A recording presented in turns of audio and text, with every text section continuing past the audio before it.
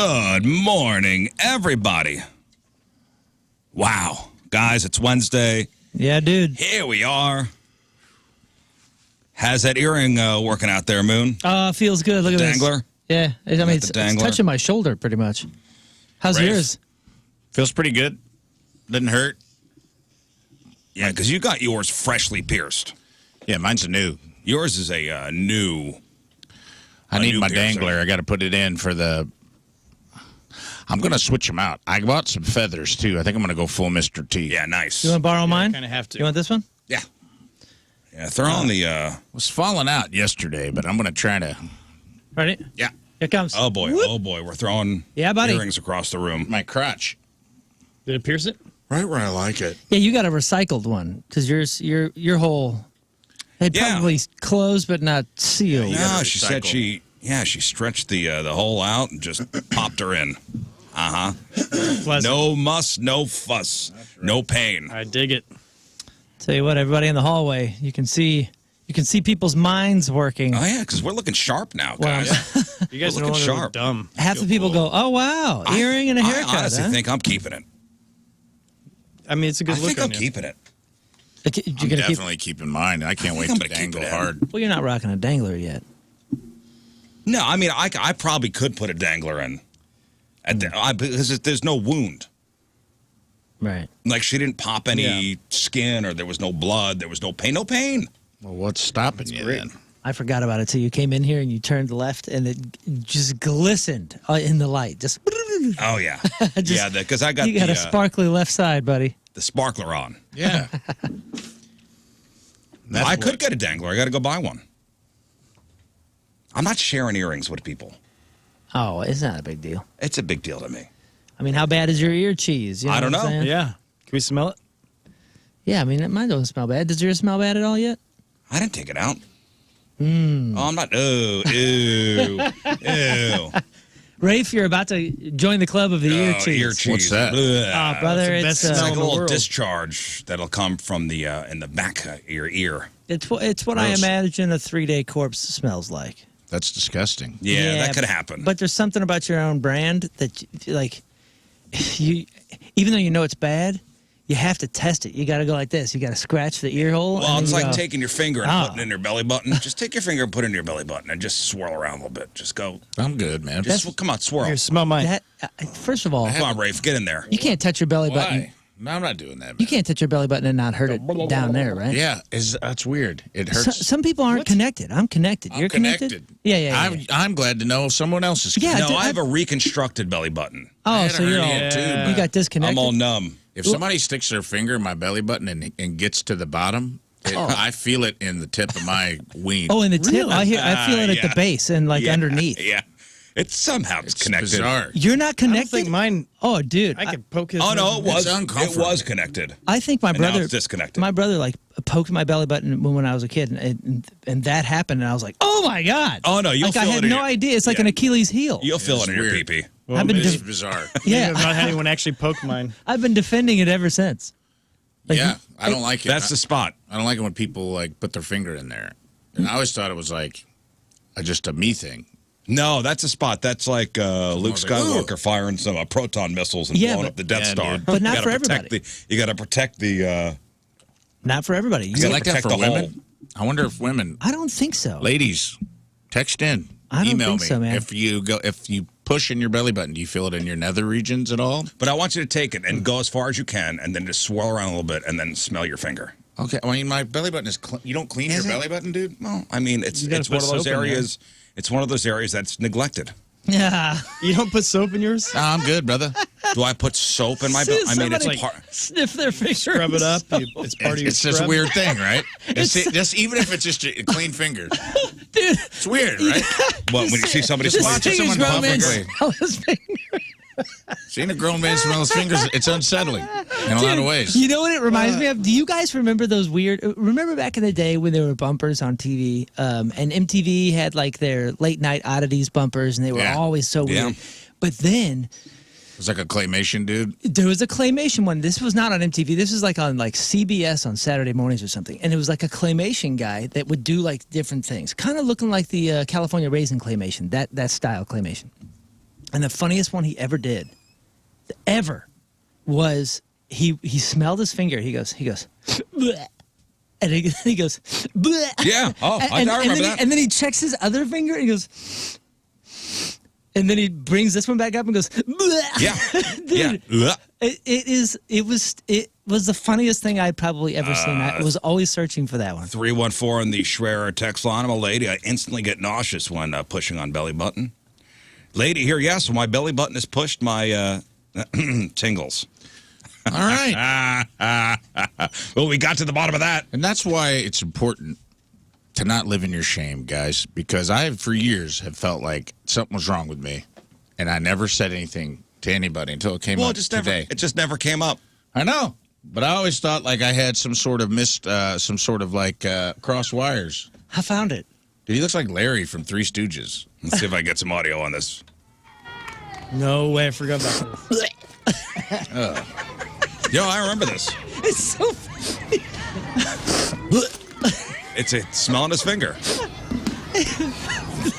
That's what you reminded me of just now. Yeah. Stinky. Stinky. So weird, dude. Oh, God. Is that a real guy's body with a claymation head? Yeah, the hands look real. So does the coat.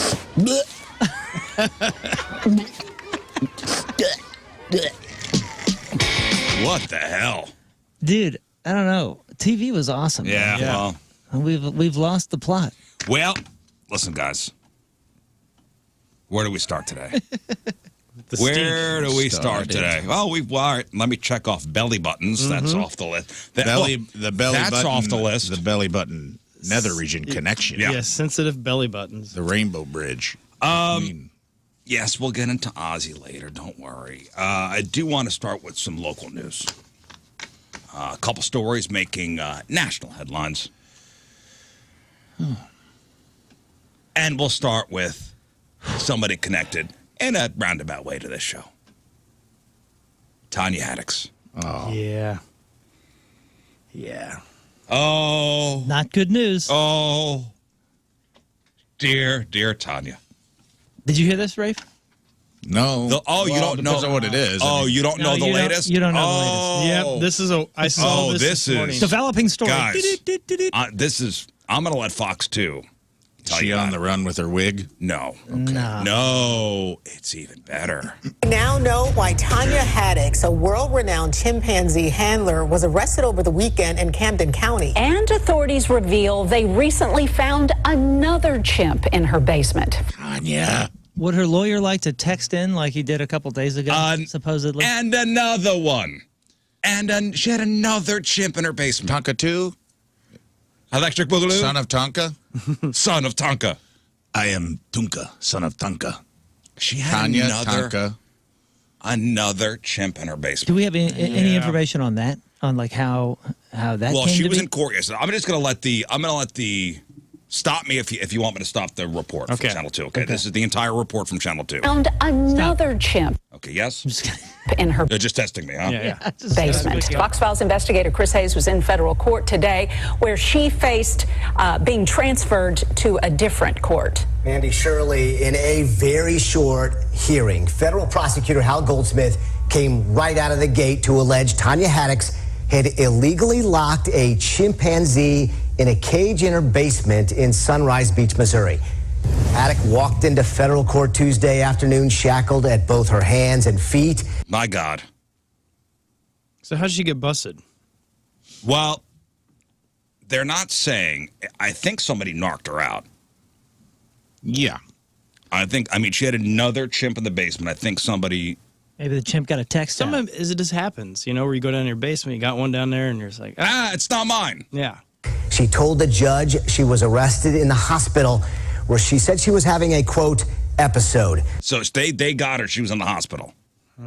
Having a quote-unquote episode. Whatever that means. We've covered Haddix's adventures for more than 5 years as she openly defied the courts and U.S. Marshals. It was a battle over chimpanzees in a compound outside Festus, Missouri. At one point, she even claimed one of the chimps had died. That was an apparent attempt to evade court orders for the chimps to be taken to accredited animal sanctuaries. Haddix pleaded guilty in March to perjury and obstruction of justice and has been out on bond awaiting sentencing. Then we learned this past July 9th, her Sunrise Beach property was searched, leading to her arrest this past Saturday. Okay, so her house got raided and searched. Somebody must have tipped off Well, wait, authorities. Well, she's at the hospital. The house wasn't raided till Saturday. The 9th. The house was raided on the 9th. Oh, okay. I'm sorry. The house was raided on the 9th of July. I'm just trying to figure out the timeline here. It's a lot to absorb. I mean, I cannot believe it. In court today, prosecutors say that search led to the discovery of yet another caged area in Haddix's basement where federal investigators said they found a live female mature chimpanzee that was not reportedly registered as required by law, and also allegedly a violation of her bond release conditions. She will remain locked up until her court appearance 2 days from now in a bond revocation hearing. Yeah, she's still in jail. Man. Doggone. Maybe it wasn't her chimp. Maybe she was holding it for. That's not mine. How did she get down here? I bought the cage. Didn't know there was one that came with it.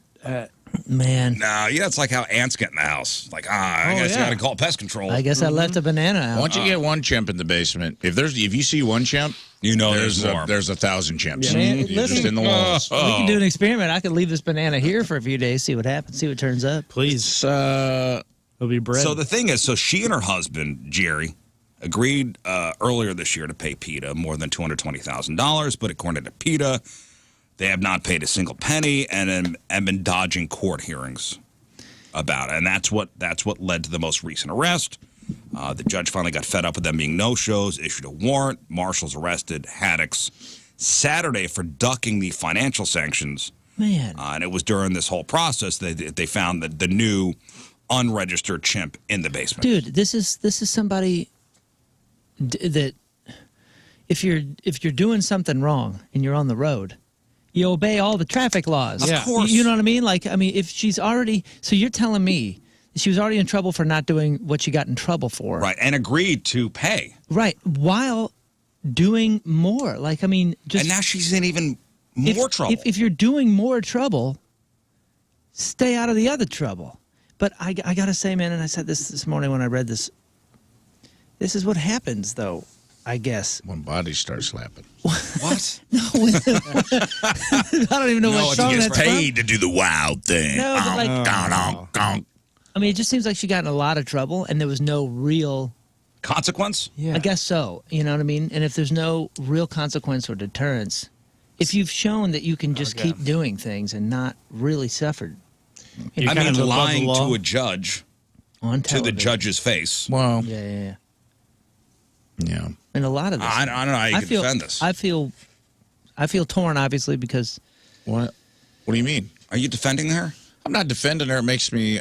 I thought underneath all of the problematic behavior, she was an okay person, and I hate that. I hate that she could not. I think her intentions are somewhat pure. In her mind, in her I mind. do too, and I think that there's something. I do think there's something wrong. I think, with her.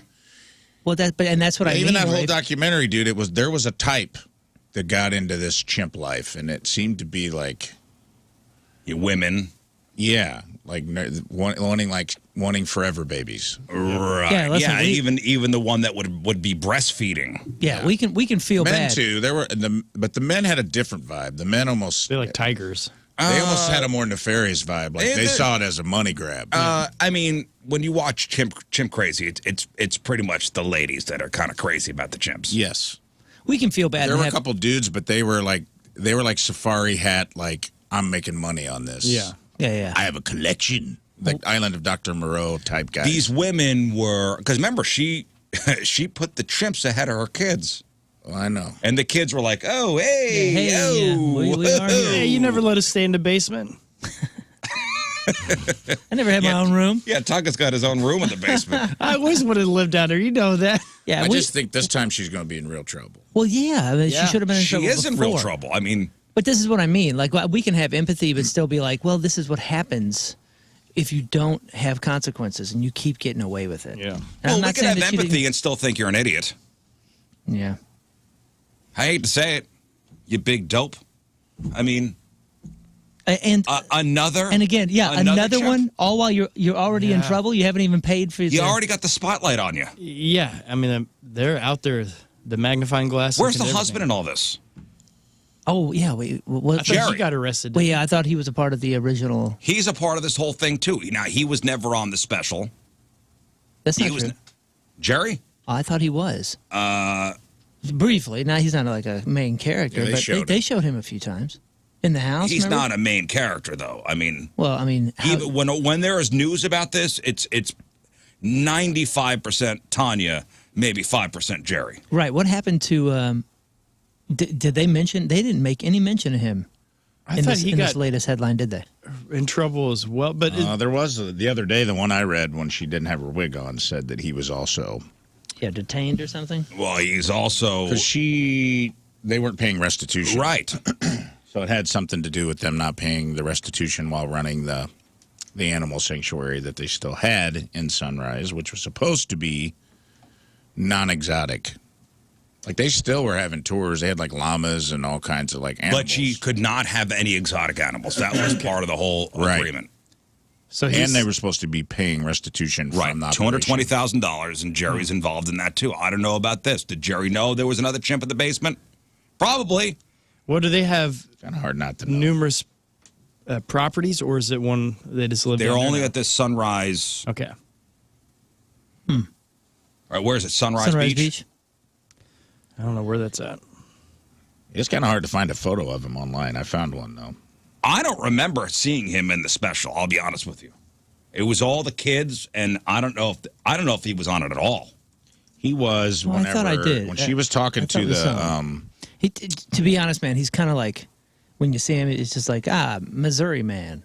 What is that? I don't... Kind of looks like a character Beck Bennett is playing, to me. Oh, SNL guy? Yeah.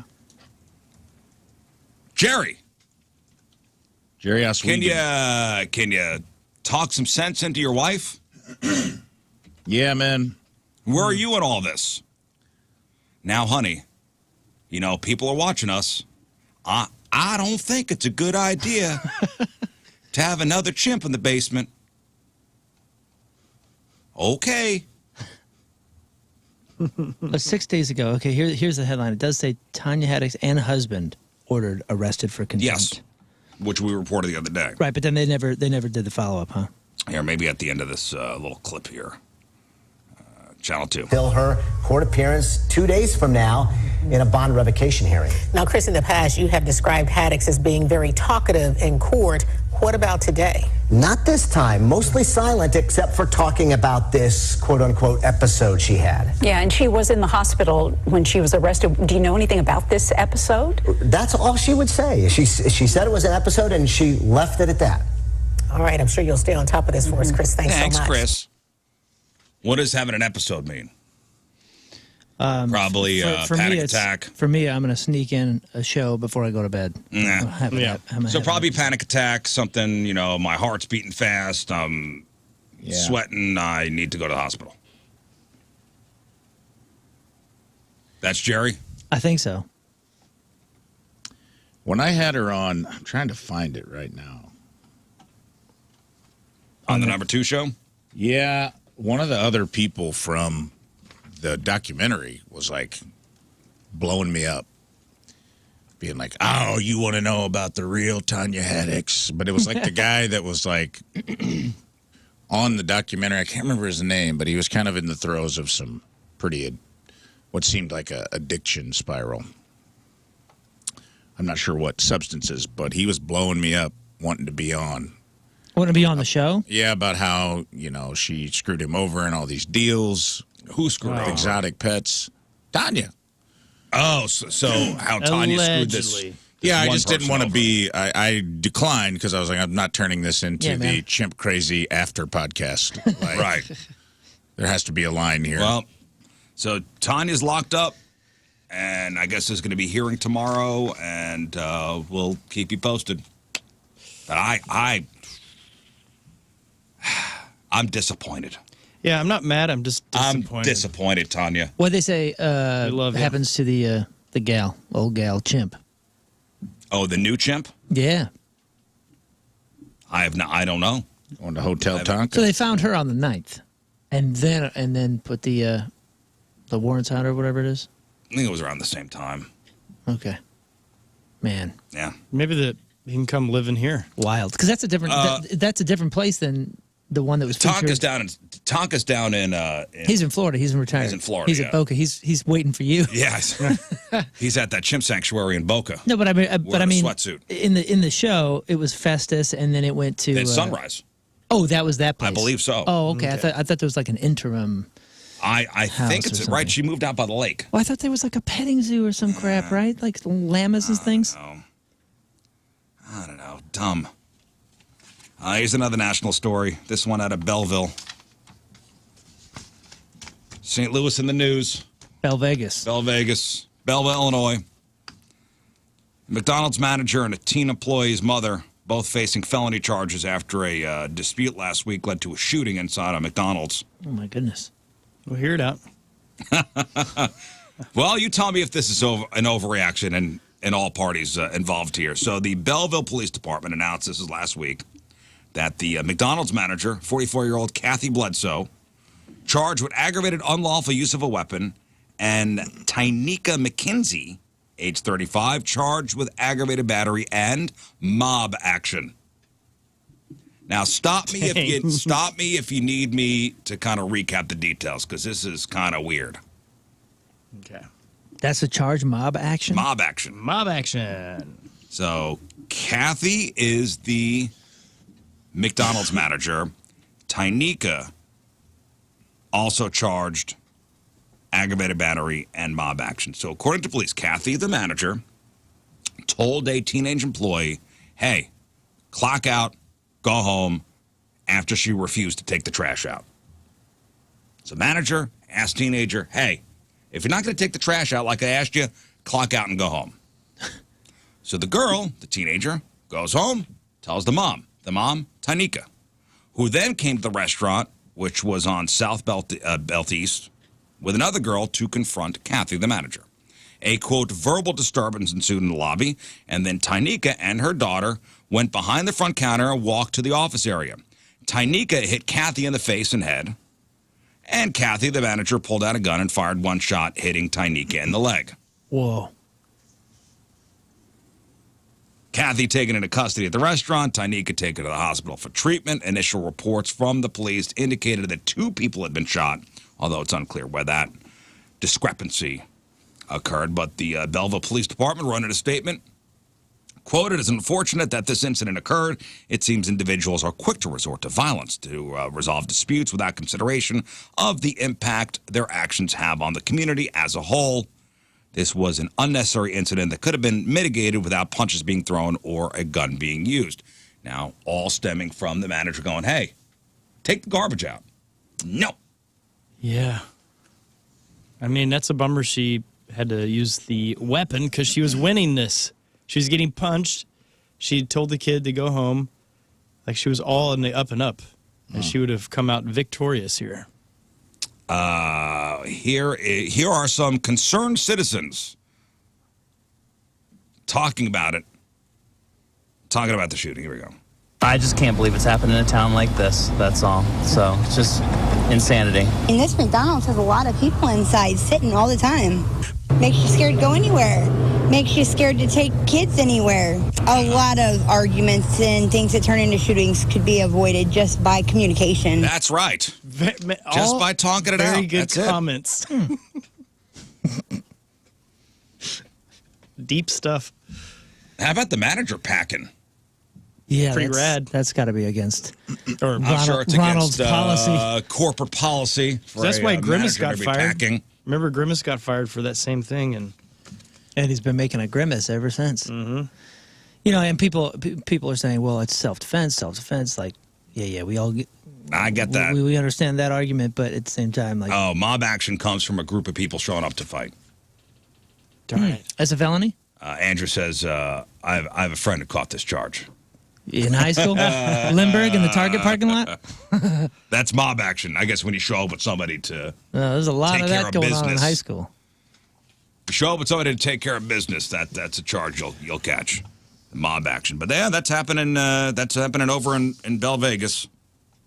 Making national news. Teen told to take out the trash. Teen's mom shows up at McDonald's. Manager shoots teen's mom. Man, interesting stuff. Yeah. You know, my kids have been into business. Working down at the bakery, and it's interesting. You know, they've really like met society. I feel they've been working there for about a year, and they come home with some interesting stories and all that kind of stuff. Never any of this kind of craziness, but at the same time, Well, this is a manager telling the employee, "Hey, take out the trash." yeah, and I don't mean obviously that's like an internal thing. Like they love working there. They have I no think issues. every person should work behind a counter at some point in their life and deal with the public. It's teaching my kids a lot. I will say that. Like within the first few months, they were like, "Whoa, I wasn't expecting this," and this person came in and said this, and I've never been talked to like that. You know, like there's just a lot of the world that you learn from behind a counter like that, Riz. And you've As somebody who was mentioned in it. the service. I was just going to say you've mentioned it As during somebody your who's in the service. service, it really did teach me a lot. You never know who's going to walk through that door. Yep. And I truly do believe that every single person, it should be required that you do at least a year behind the counter. Yeah.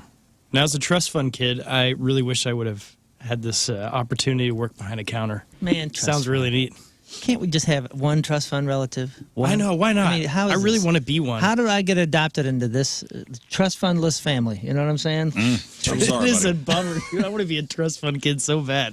Nepo baby. My wish is to be a Nepo baby.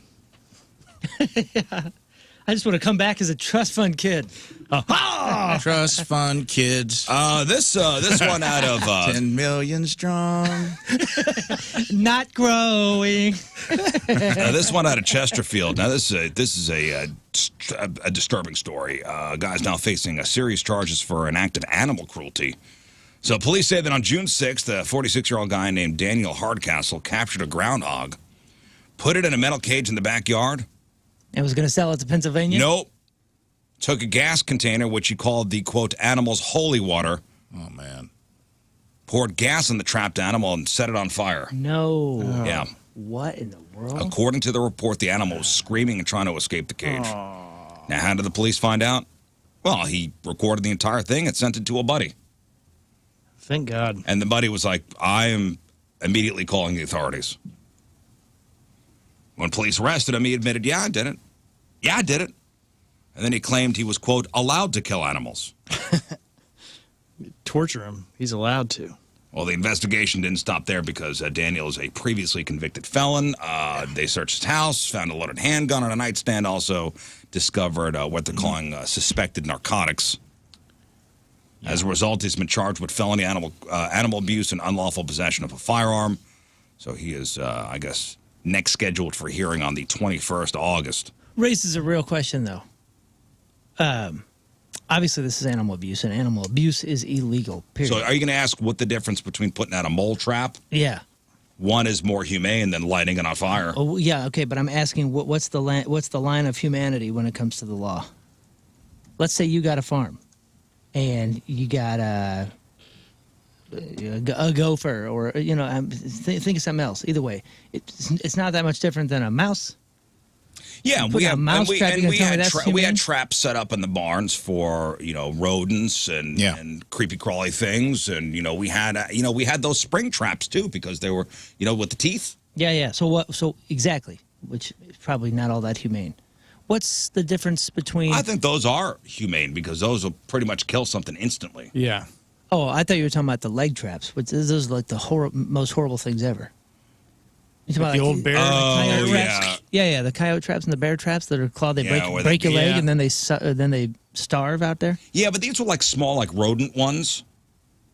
All right. So it usually would snap on there. So what's the line? Well, I think if it's not done in like this, where he's purposely torturing the animal, finding a kick out of it. I'm not talking about this. This is clearly illegal. Okay. Like I'm not talking about that, but I'm saying what is the law? Where does the law? Yeah, this was early serial killer intervention. Yes. Yeah.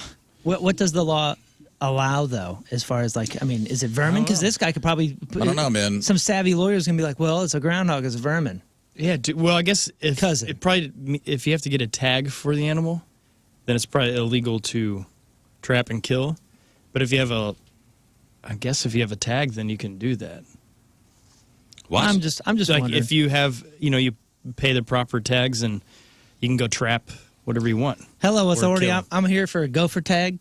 We get this groundhog tag. I don't know. It's like obscenity, I guess. You know it when you see it. It is kind of strange because I saw some videos and I try to be. I grew up around farms and I understand there's a different mentality around like when it's your livelihood. But have you guys ever seen videos of sheep dips?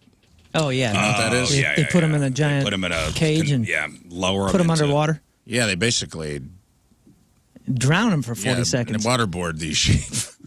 It's kind of rough to watch, and I'm like, there are a lot of people, a lot of agencies trying to get rid of that and say like that's inhumane or whatever. What's it called? But it's called sheep dipping. dip. Yeah, there's it's like they delousing. clean the Yeah, wool, but they do it while it's still on the sheep. They're living. They put them in a big pen and close a lid on top of them that has, like it's like a grated lid. like a grid. And then it puts It lowers dips them underwater a couple times and they half drown. And then before they die, they go, whoop, you're clean, and pull them back up.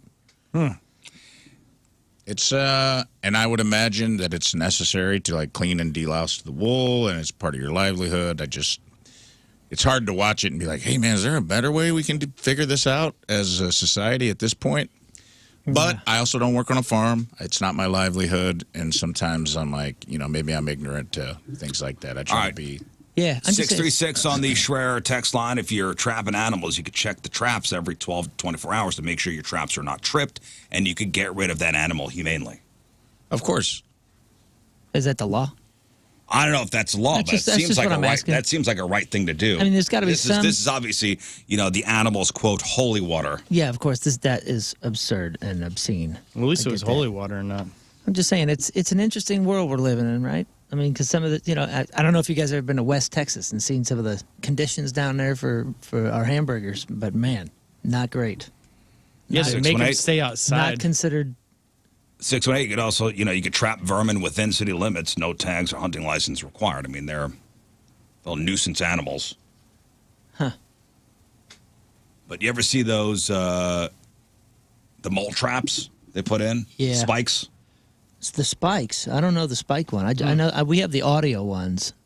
They're trying to run them off to the neighbor's yard. Right. Yeah, the things you put in there. Yeah, I mean, if you call a pest control company, they'll sometimes put the spikes in. No, I don't know what that is. I've never seen it. I don't think. It's not the one with the poison, and it's not the one with the sound. No, there's the poison one. I've seen the sound one. The spike one does the job. Get him out of here. Spike one. All right. I'm going to look that up. I just watched the video of the sheep dipping. Spike trap. I mean, it's very quick. They're back up. Like, it's not. Maybe that video. The one that I saw held them in there for. Yeah. They're also animals that don't know how to hold their breath. Yeah. All of a sudden, they're just like sucking water, dude. Yeah, that'd be fine. It's not like they're. This is clean water. That'd be fine. It's like chemical water. Oh, look at those spikes. So how does this pop? It just like pops like a mousetrap? Yeah. Oh, and it like slangs down. Yeah. It just spikes through their back. Yeah. Oh, fascinating. Yeah. Oh my god. So it's going to be hot today. Quite swampy. What is heat index today? Oh, let me check. 104? 105 to 110. 105 to 110. Now we got our roofs being put on today. Like they're starting the roof work. They love this. Roofers love this weather. God bless you guys.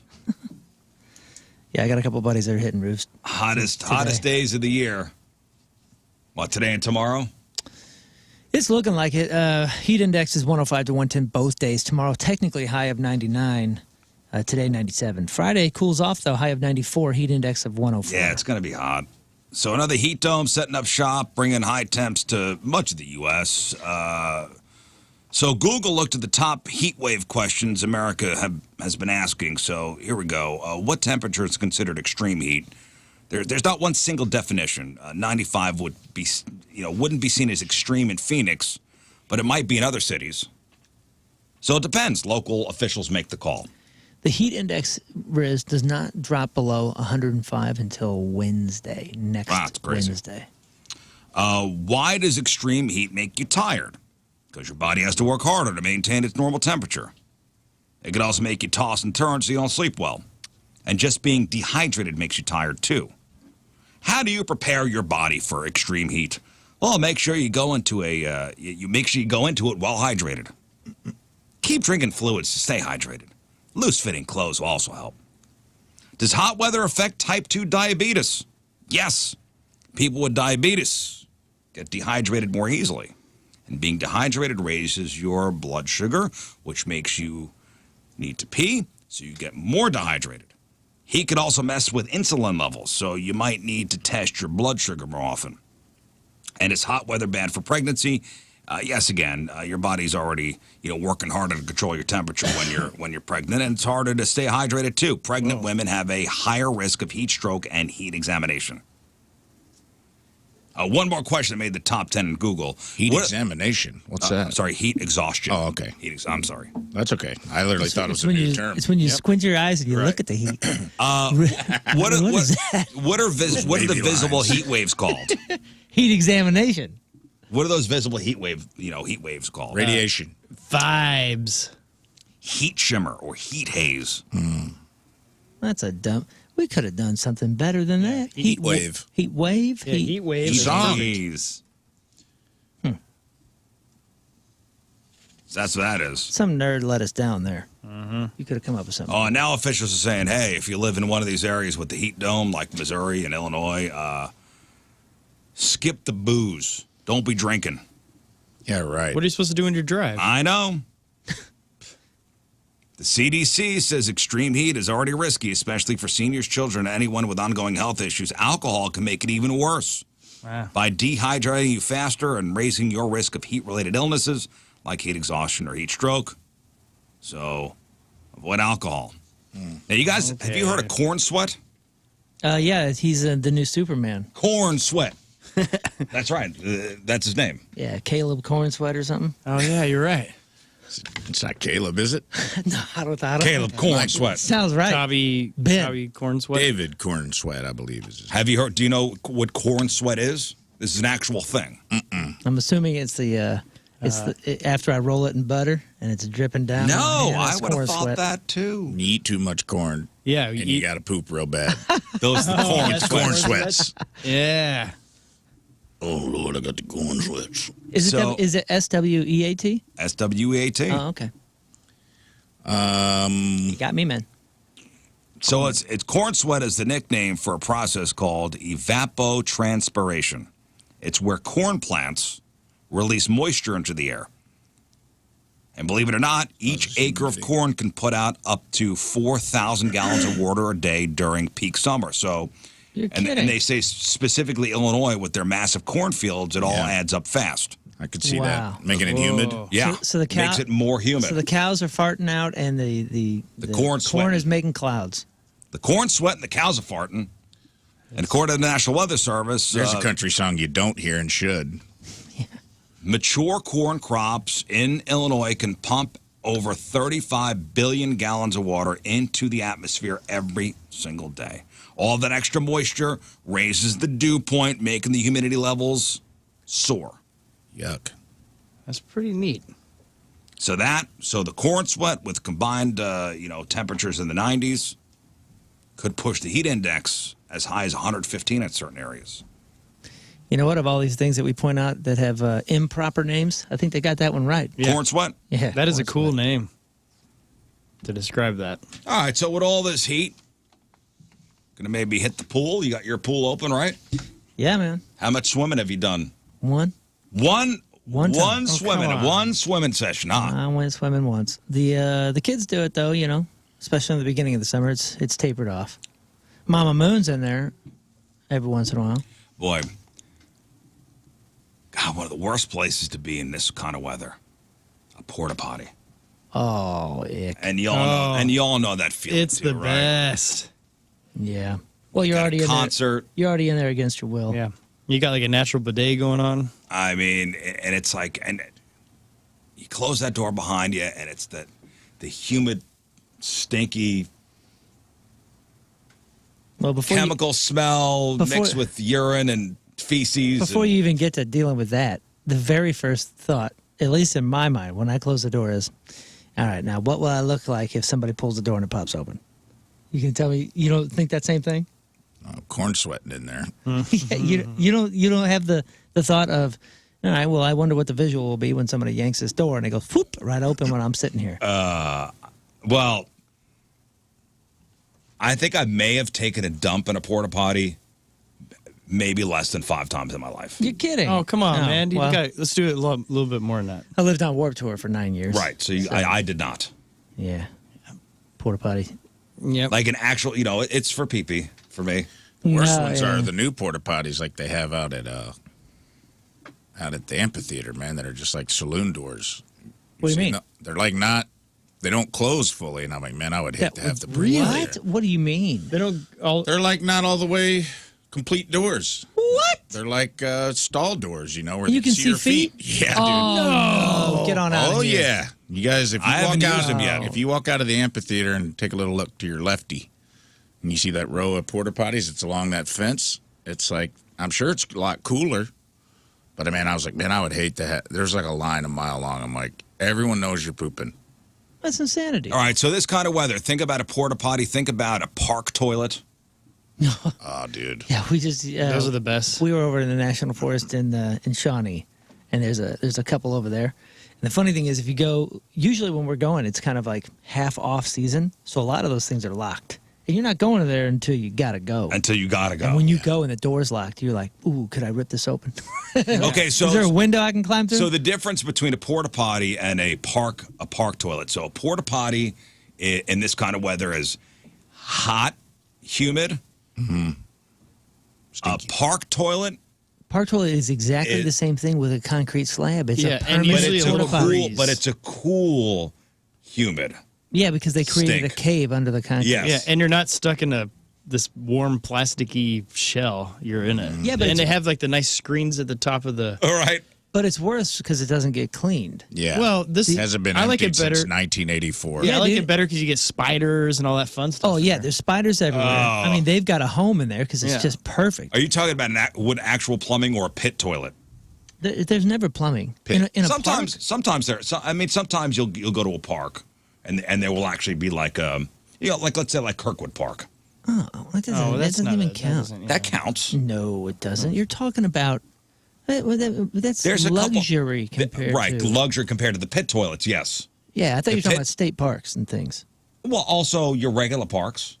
Not everywhere is a state park. Moon. No, but I'm just saying, like, we're not talking about Kirkwood Park. You were talking about porta potties, and the best direct parallel to that is a United States state park pit Yes. toilet thing where Ugh. you know what it is? It's brown. It's got the yellow Oh, I letters know on what the you're talking outside. about. You go in and it smells like a dead bear poop. And you think like there's animals down there Oh yeah, for sure. There may be a body down there.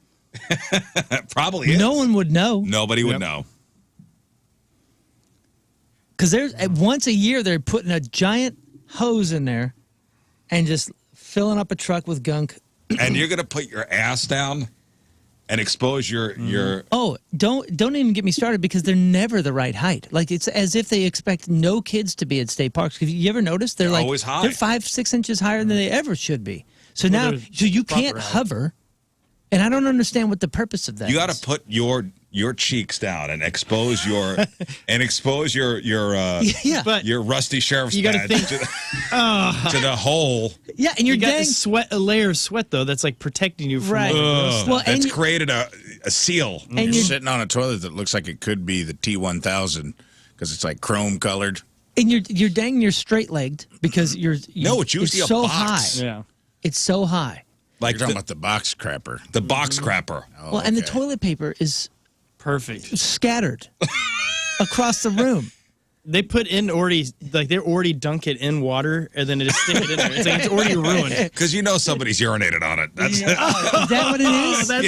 Or it's rained or something? Yes, somebody's urinated on it. Well, we started wising up because we go to enough national parks and different things that my wife just starts. You got to bring your own. Yeah, she brings her own. Okay. Rafe, you know the box. I know what you're talking box about now. toilet. Yeah, I do. With It took me a second. With a plastic, I was envisioning a different park toilet. It Now looks I'm like with you. it looks like white paper mache, like a white paper there's like a mache platform. bucket that's been concreted into the slab. Oh, yeah. And then it has a black seat on it. A black lid. Yeah, and then that's it, and it's just a bear pit. And yeah, and there's snakes down there for sure. Oh, there's for sure, dude. Spiders.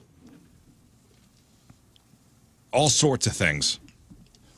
The trash heap from Fraggle Rock is down there. I mean, It is a different smell, though. somehow there's leaves. There's a Porta potty versus park toilet, it's a different stink. yeah, because there's like the moss porta or potty something. has like all the treatment in the blue Right. water, and it like creates a specific humidity and smell. Yes, and we could all. And if you shut your eyes and kind of put yourself there, we all know the smell. Yeah. The park toilet, Also has a smell. but it's much more condemnable. It's much more corpse-like. It's much more like something It's has more natural. Yes, Yes. it's long-term rot, which is a different smell. It's yeah. a more natural stench. There are turds from the 70s down in there. Yeah, The dude, old there Elephant are- Rocks one, they've fixed it now, but like the Yeah. old Elephant Rocks one from when I was a kid, it was like, you don't go there. Yeah, there are Peter Frampton turds in there. Yeah, don't buy brown rocks down there. Not from Peter Frampton, just of that era. You know, like there's some turds. like the year Frampton Comes Alive. Yeah, there's some came out. pre-talk box turds in there. Yeah, there was no someone took a no crap. way they were emptying Do it. you feel like I feel? They were just relying on evaporation and drying. And just time. Yeah. Time is all the park, especially national park toilets. I'm like, there's no treatment. The treatment is wait. Natural decomposition. Decomp. Yeah, And it has like a more of a dead body like smell. But It has haven't you it has a very specific like. Haven't you ever noticed the little fruit trees behind it, just how good it tastes? I feel like with the porta potty, the chemical is supposed to try to. It's an attempt. Yeah. And they're emptying It's them. an attempt. Yeah, and they're emptied more frequently. But with all that being said, your hot porta potties, your hot park toilets, is this worse? A public pool or any pool? Peeing in a pool as an adult. Have you done it? Have you peed in the pool as an adult? Of course.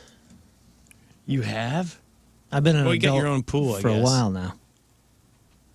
Yeah, no, I have not. You have, as an adult, you have never peed in a pool. No. Bull. No, I'll pee in a lake all day, but not in a... Because I know better, too. I know the one I'm going to pee in is going to have the color thing. That's a whole wives' tale. not. That's not true. I know it's going to happen. That's not a thing. Rafe, as an adult, What? have you peed in a pool? Probably. Probably. That's a yes. Well, What? Yeah, you just. there's a time and a place. Listen, Where? man. There's What's a the time, time? and a place. Well, my friend Charlie was on vacation in Punta Cana in one of those swim-up bars, and he's like, there was a guy with a Nazi tattoo proudly in the bar, and he goes, I didn't want to make a ruckus, but every time I had to pee, I just swam over next to the Nazi guy and peed on him. Well, And I go, you know what? That's allowed. I agree. You peed on a hate monger in the middle of a pool in Punta Cana, and he's like, plus I was pounding pina coladas, so he's like, I peed on him a lot. Oh well, if you go to a resort, an all inclusive, Oh, yeah. They got stool. People are peeing on the stools at the and bar. there's a swim up bar, and you go, I have not seen anybody get out of the pool. Yeah. No, I'm sure I was a participant in such things back in the day. It's been it's been a while. Yeah, probably I'm pretty good about getting out. I'm pretty good about it too, but I have. Man. It's fine. couldn't tell you when. I'm also not in that many pools. I have. We all have. You probably peed in my pool. I've seen you. I wish. If it's someone's house where No, you gotta- there's the little pool bath, it's easy to get Yeah. to the bathroom and everything. Get a toilet 3 feet away from. I'm just this saying. pool. I've seen you turn up some. back in the day. 53% of Americans admit they've peed in a pool as an adult. That's tiny. Which I think is low, and I think people are lying. Well, also, I mean, for you guys that like to pee in pools, you gotta remember it's a tiny body of water. It's pretty gross. Hey, we did not admit to liking to pee in pools. You guys said you liked it. We just said at some point in our adulthood, most likely we have. Yes. Yeah, it's not a habit. like. It's not every time I go to a pool, but it's happened. It's not standing on the side, peeing into it. I know It's you're happened. sitting in it. And I think that 53%, that's a low number. I think people are definitely lying. 100%. I don't know. 100%. Well, let's take a poll now. On the texter, tell us if you've ever peed in a pool. I mean, As an adult. yeah. As an adult, if you peed in the pool, Be honest. I'll count the yeses and the nos. It's the Schreier Air text line at 314-649-DUMB. Guarantee you have. Guaranteed. Let's be honest, guys. Jesus is watching. Now, 23% also claim they wouldn't report a, quote, code brown in a community or hotel pool because it would lead to the pool being temporarily closed down. What? Whoa! Wait. I'm going to say that again. Almost a quarter of people in this survey claim they would not report a code brown, a.k.a. poop in the pool, in a community or hotel pool because it could lead to the pool being temporarily shut down. But that's what we want. Yeah, and that's what you would want. How many people, what was the percentage again? 23%. Also, how do you not report one? You just get out and walk I mean, away? It walk reports away. itself usually. Yeah, I would think that would float to the top and alert others. Well, I mean, maybe there's Talking just a little Because dab. Just a little small liquid shadow release. You ever code browned? I mean, the pools, first of all, the rules about diarrhea in pools are ridiculous. Well, you're supposed to, they say you're supposed to shower before you get into a You pool. are, but it also, there's signs always hanging up. It's like, if you've had diarrhea within the last 14 days, and I'm like, I don't know if I've gone 2 weeks without diarrhea since I was 20. Yeah. Or have you had an open Yeah, if cut I during your followed the 30s? rules, I would never swim. I could never get in a pool. I'm like, we only quarantined COVID for 6 days. Diarrhea is a 14-day quar? Come on. I thought about no one's following that sign. Well, No one has walked up to a pool with beach towel in hand and been like, man, I can't wait. It's 100 degrees. Man, I had the runs 13 days ago. Yeah. I guess I'll go back to the hotel, guys. I'll go back up to the room. You know, Scott, he's a rule follower. Like, who's that sign for? But no, there's a friend of ours that wasn't feeling great last week, and then they talked about how they spent the whole week in a swimming pool. What? No. They didn't put two and two together, and I didn't want to call them out on it, but they were saying that one out in the hallway What, here. like and I'm like the stomach, like a stomach bug? yeah. I'm like, thank you for being in a pool all weekend. Oh, my goodness. Maybe it kills it. Yeah, maybe. Y'all ever code brown? No, it doesn't. It doesn't kill it. Well, It doesn't. I'm just saying. Have I ever code browned in a pool? No, not in a pool. Just any body of water. No, I've never. I've only code like maybe 6 times at your pool, but outside of that, Like pooped in the water? Yeah. I've never done. It's I've a never unique done it. experience. I've never done it. well, you I'm haven't not done it in a opposed to lake. it. You haven't done it in a lake? No. Oh, it's You it's browned out in hilarious. a lake? We did when we were No little kids. We were way. down in Bull Shoals, and What are you going to do? it was like, let's do it. We were like, 8 or 9, and it's like, come on, let's try it. So No, you had in a to river, do- there's a current, man. It's taking it Yeah, away but it's a from lake. You want it to sit there for a while. You. Whoa, no way. You're swimming in it? That's the grossest thing I've ever heard.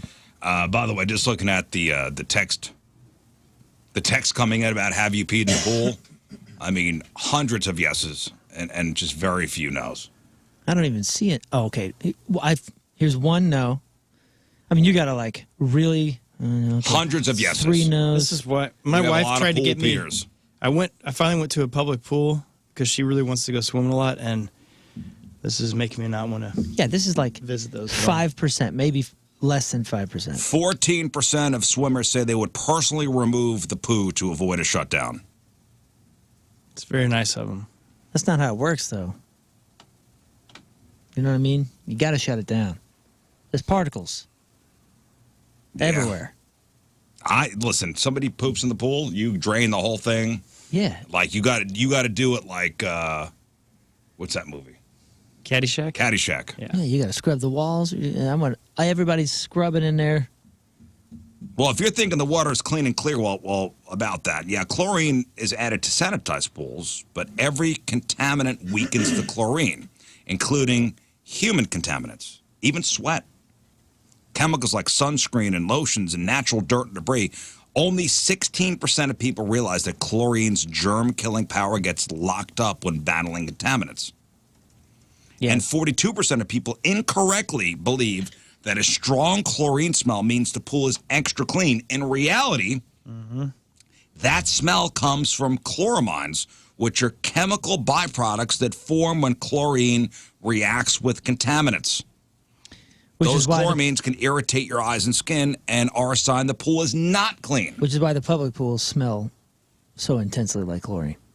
Like you don't smell it at my house, really. We're saltwater now, but like it's still the same thing. It produces chlorine just through the salinator, and you can hardly smell it. But walk into a hotel pool. yeah, I was gonna say the ceiling. I mean, everything is, even if it's drained. That water is half urine. Eeh. Wait, did you say yours is saltwater now? Yeah, we went saltwater, and it's My awesome. man. All right, but it's still chlorine.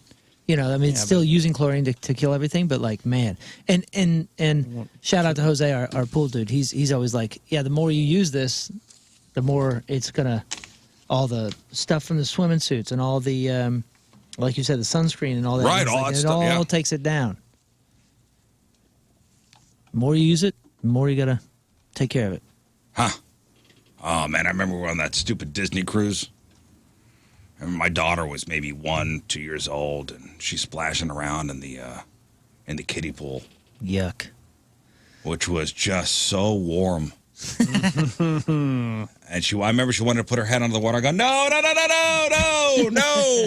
no, kiddie pool, oh, no. It's diaper water. Oh, yeah, all these kids with their oh.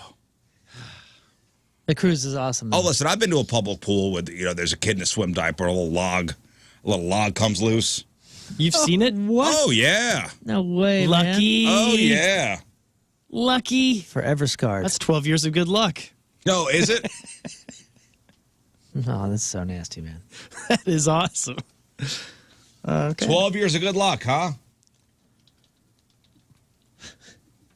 I never heard of that one. That's a new thing. Learn taught me. Yeah, we all know this. Out, I said out. Didn't you hear me? Don't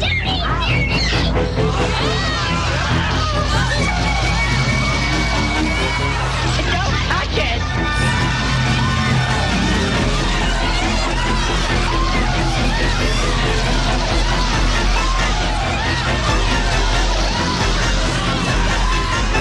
Balding, no!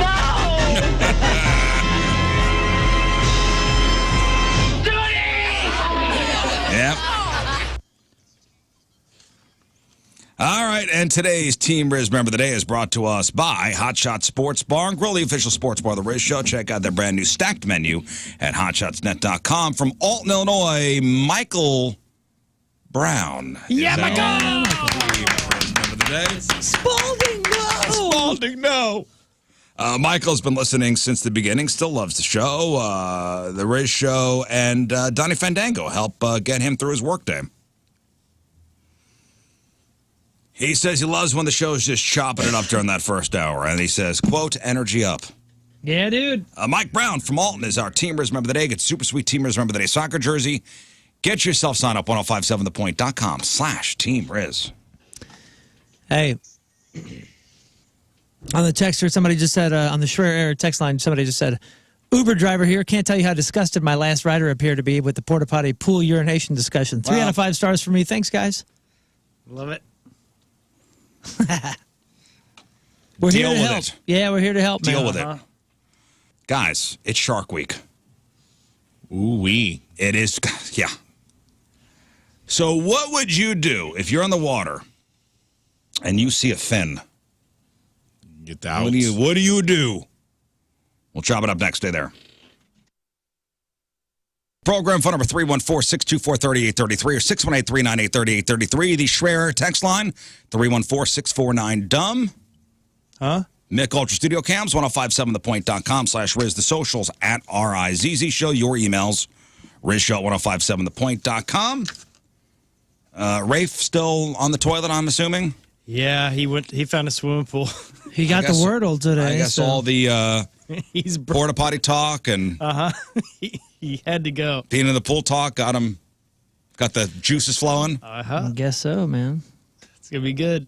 So I guess it's Shark Week. Anybody into it? Man, back in the day when it was like a thing, it was fun. It was fun. I've found that they do some neat things. There's Adam Devine has a whole Shark Week thing that I found online. It's pretty funny. And then the Jackass ones are always good. What Jackass ones? There was one where maybe 2 years where they had Jackass do crazy stunts here. Oh, for Shark Week? Yeah. Oh, really? So I saw a video cages? recently of a great white getting into a shark cage. Oh, yeah. Down in Mexico? Yeah, you see that? Yeah. Golly. Yeah, it was pretty gnarly. Guy was fine. Yeah, which was crazy. Yeah, and they the could- thing was thrashing around in there. Thrashing around because he couldn't get out. And nobody could do anything about it. So they're trying to open the lid. Well, and you see blood coming up, and it's from the shark. Right. Aw. Yeah, but they didn't know that. You're right. It looks like a Jaws scene. It looks like he got in there and he just tore this guy limb from limb. And then they open the lid and the shark finally wiggles its way out. And then there's like 3 dramatic seconds. All right, and then this guy just goes boop and pops up. You're like, whoa! Yeah. He was in there. All right, so ask you this question. If you're in the water and you see a fin, what do you do? What are you doing? Like, you know a shark's in the area. What are you doing? How deep is the water? Yeah. Like, it's your Yeah. off the side of a boat. I'm going by the stats here. I'm staying in. No. What do you do? I mean, you Well, I don't know if I would. what are you doing? You are. Do you go? I mean, if I could, I'd try to get as still as possible. So Do I you don't go look like limp? Do you try to make friends with it? What are you doing? You punching it? Well, I try to ignore him. we have some friends that went down to, I think it's off Maui. And it's this gal, what's her name? I think her name is Ocean. And her husband. Her name is Ocean? Her name is Ocean. And they do great white, like swimming with great white, great whites. Like they know the spot and they take people out there and it's cageless swimming. And she has this thing where she like, first of all, you're getting attacked by a shark because they think you're a seal or a sea lion. So you don't want to be like, wearing a black wetsuit on the top of the water, flapping your arms around because that looks like prey, right? And that she does this thing where she like is vertical in the sea, so she looks much bigger. You know, because if you're swimming right at it like this, where you're swimming away from it, you look like a sea lion. Well, your whole goal is to show the shark you're not prey. Like that's the thing. You're like right. So go vertical and get out of the water, obviously safely. So things you should not do: panic and thrash wildly. Do not do that. Darn it. Splashing erratically mimics the behavior of a wounded animal, which can attract a shark's predatory instincts. Don't try to outswim it. All right, there, Michael Phelps. I got it. Attempting to flee by swimming away top speed is a race you will not win.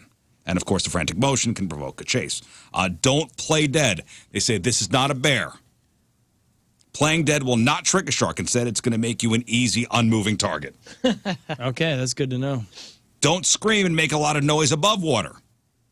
While you should call for help calmly, loud, panic screaming can be counterproductive. More of like, help! Help me. Help me. Help me. There's a shark here. Help. I was surfing in Malibu, off of Malibu, and it was early morning, and it was black water, man. And that was the first and only time that I've been truly pretty terrified to be on the water. And I didn't think about it. I was out there with, a couple fellers, and then you look, and you're pretty far off of the beach and off the rocks. And you look out a little bit, and you see like a pod of dolphins or whatever. There was a pod of something. And then that's when you go, oh, man. There's stuff in here. I'm out here. This ain't my world. Right. And then you look down, and you are in the food chain. You can't see a foot deep. It was like black water. It was just like the sun was rising. Once you step out into the water, you are part of the food chain. Yeah. Yeah, we did it on one trip where we kept pushing ourselves further, and whoever got out the furthest, it was at nighttime, it was around midnight or something, and we went out and we all got up to our neck, in the water, just standing there, and you feel things brush against your feet. Yeah, I don't He's like that. Don't move. You can't move. You lose. I don't like that. It was a fun game. Don't turn your back on the shark. Always keep the shark in your sight. Sharks are ambush predators. Are more likely to attack if they think you are unobserved. Yeah, but how? Okay. Thank you. Let me ask this question. Go ahead. I got all the answers, buddy. Cool advice. You just said you had to show them you're not prey. They don't know what you are because you're in the water. How do they know your front from your back? Your eyes. Like if you're vertical. So what they do say is can see your eyes. Maintain eye contact. Maintain low tones. Keep your eyes on the shark at all times. Sharks often rely on the element of surprise, so letting it know you are aware of its presence can deter an attack. So I have to go underwater and get in a staring contest with stare the hell out of that shark. The old brown eye. Yeah, spread your cheeks. I see you. Spread your cheeks. Defend yourself at last resort, by the way. Spread your cheeks and drop a flare. What does it say about levitating out of the water and running like Fred Flintstone across the top of the water because you're so terrified? Like one of those lizards. Because we swam to a sandbar in South Padre Island, me and some buddies from the Midwest, and I think we were like, kind of like what Moon was talking about. We're a couple hundred yards out from the beach. There's a sandbar we could stand. So we swam out to it. We were standing. And we saw a fin, and it was probably a dolphin, I'll be honest with you. But we didn't wait around to find out. Yeah. And I felt like I ran across the top. I'm sure I was swimming, but it felt like my feet were just like it was just on. Yeah. I was fleeing from this sandbar because I was like, all I have to do is swim faster than these other two guys. Yeah. That's the thing. It's nice being in groups. It became every man for himself situation very quickly. I'm fighting it. Yeah. Like, I'm going to start punching. Smart. That's the smart thing. I'm taking it home. I see people in the water doing it in videos I watch all the time. Aim for the eyes, gills, or snout. That ocean gal, I think, has a documentary redirects. Now. Yeah, I think I know what you're talking about. Yeah, she's snorkeling, too. She's not even a scuba. Yeah, she's like a free diver. So if it comes up to her, she like made friends with these and has names for certain ones. And they'll come up and kind of check her out, and then she puts her hand on their nose and redirects them downwards and away from her. Wait, the C word or ocean? Sorry. What? It's her and her husband. They do tours and they take you out there. Well, I've had a couple friends go. One of which being a photographer, and he's got the most incredible photos you've ever seen. That's because there's sharks coming up. The videos are awesome, but I'm like, man, one false move, it's over. Because they're grabbing them by the snout, freehand, and redirecting. And they say you can do that with tigers more than any other shark, right? Because they're super sensitive in the snout. I don't know. No, thank you. I don't want to meet a tiger shark or a bull shark. We dove in Costa Rica with sharks, but they were sand sharks and they were on the bottom, so I could like see them. Yeah, they're below me. They were kind of chilling. They weren't really super active, and they were about 5 feet long, which was plenty big. Yeah, didn't need them to be bigger. I was like, okay, I have dove in shark, but we did the shark cage in Hawaii, where they put us in the cage out in the open ocean, and then like. Because I guess I don't know if it's clam or oysters. So whatever they do, they usually throw stuff over the side of the boat. So the sound of the boats brings the sharks up to the surface. And there were some big dogs. I thought it's chum. But it's not. Yeah, they're used to like the boat. But they're coming. It's a Pavlov's dog thing. Like it's the sound of the boat they're responding to. Because they're not chumming. Because they chum the waters and put you in a cage. All these tourists, that would be a terrible idea. But it's like they're coming to check out to see if you're. I think they were tossing like bait over the side. No thanks. I'll just watch Shark Week. It was trippy, man, because in the cage, this shark was like 8 feet long that came. Whoa. And it was big, dude. And the waves are kind of battering you around in the cage, so you don't have steady footing. And it would 1 minute it's in front of you, 5 seconds later you can't find it, and it's right underneath. And I'm like, it'd be hard to keep them in the water in 3D. It would be hard to keep your front to a shark because they move. You ever been scuba diving? Yeah, it's the coolest thing. I don't like it. Where'd you go? I don't know. I've been like once or twice. You saw no sharks? No. Reef sharks? Nothing? I don't like snorkeling. I don't like scuba diving. I thought scuba diving was one of the coolest things I've ever done. Super alien. It felt so weird. It takes so much to get used to. It's uncomfortable. I don't like the mask. It is uncomfortable. It feels weird. But then when you're 60 feet down and you start getting okay and you're breathing at a normal rate or what's the best you can, you're kind of like, dude, I'm on a different planet. It's oddly peaceful. Yeah. No, it's it is. amazing. It's That's just the one thing that it may be a bit too peaceful. You know what I'm saying? I wanted Yeah. to do so bad, but growing up with the ear injuries or problems I had as a kid, they had a huge pool down at Springfield, and it's like I think 20 or 30 foot deep, something like that. And so we were going down there, and I couldn't even get once I got to about 15, it felt like That's my it. head was going to explode. Yeah. And Would you I'm not scuba gonna do dive it. non-ocean? Is it the ocean that bothers you because you don't know what's in there? No, it's not that. I just don't like to wear the stuff. Oh, I don't want to okay. put the stuff on. You don't like the noise of You're it? bothered by the entire I experience. would, yes. I don't want to put the mask on. Too much It's work. Enough said. It's a lot of work. I had a recommendation. I'll shelve it. It's no, I not don't going to need it. help you. I'm not going to go. Okay. You don't like the noise of it? I don't like the whole thing. I don't like snorkeling. I don't like scuba diving. It's not a I water wanna- Tank and the fins and You can't drink while you're down there. Yeah, there's no booze. If I'm going to go to the beach, can't talk. I can't complain underwater. I don't want to do activities. My hands are I don't doing wanna do other things. I activities. can't Every time talk I with took my hands. regulator out to bitch about something, I almost I drowned. almost drowned. Hey, today is Gorgeous Grandma Day. Hey! Heck yeah, Gorgeous dude. Grandma Day. So today we celebrate the beauty of all women, Yeah. no matter their age. Okay, thank you, Scott. Let's talk about the best-looking older women in entertainment. The best-looking. I have a top 10 list.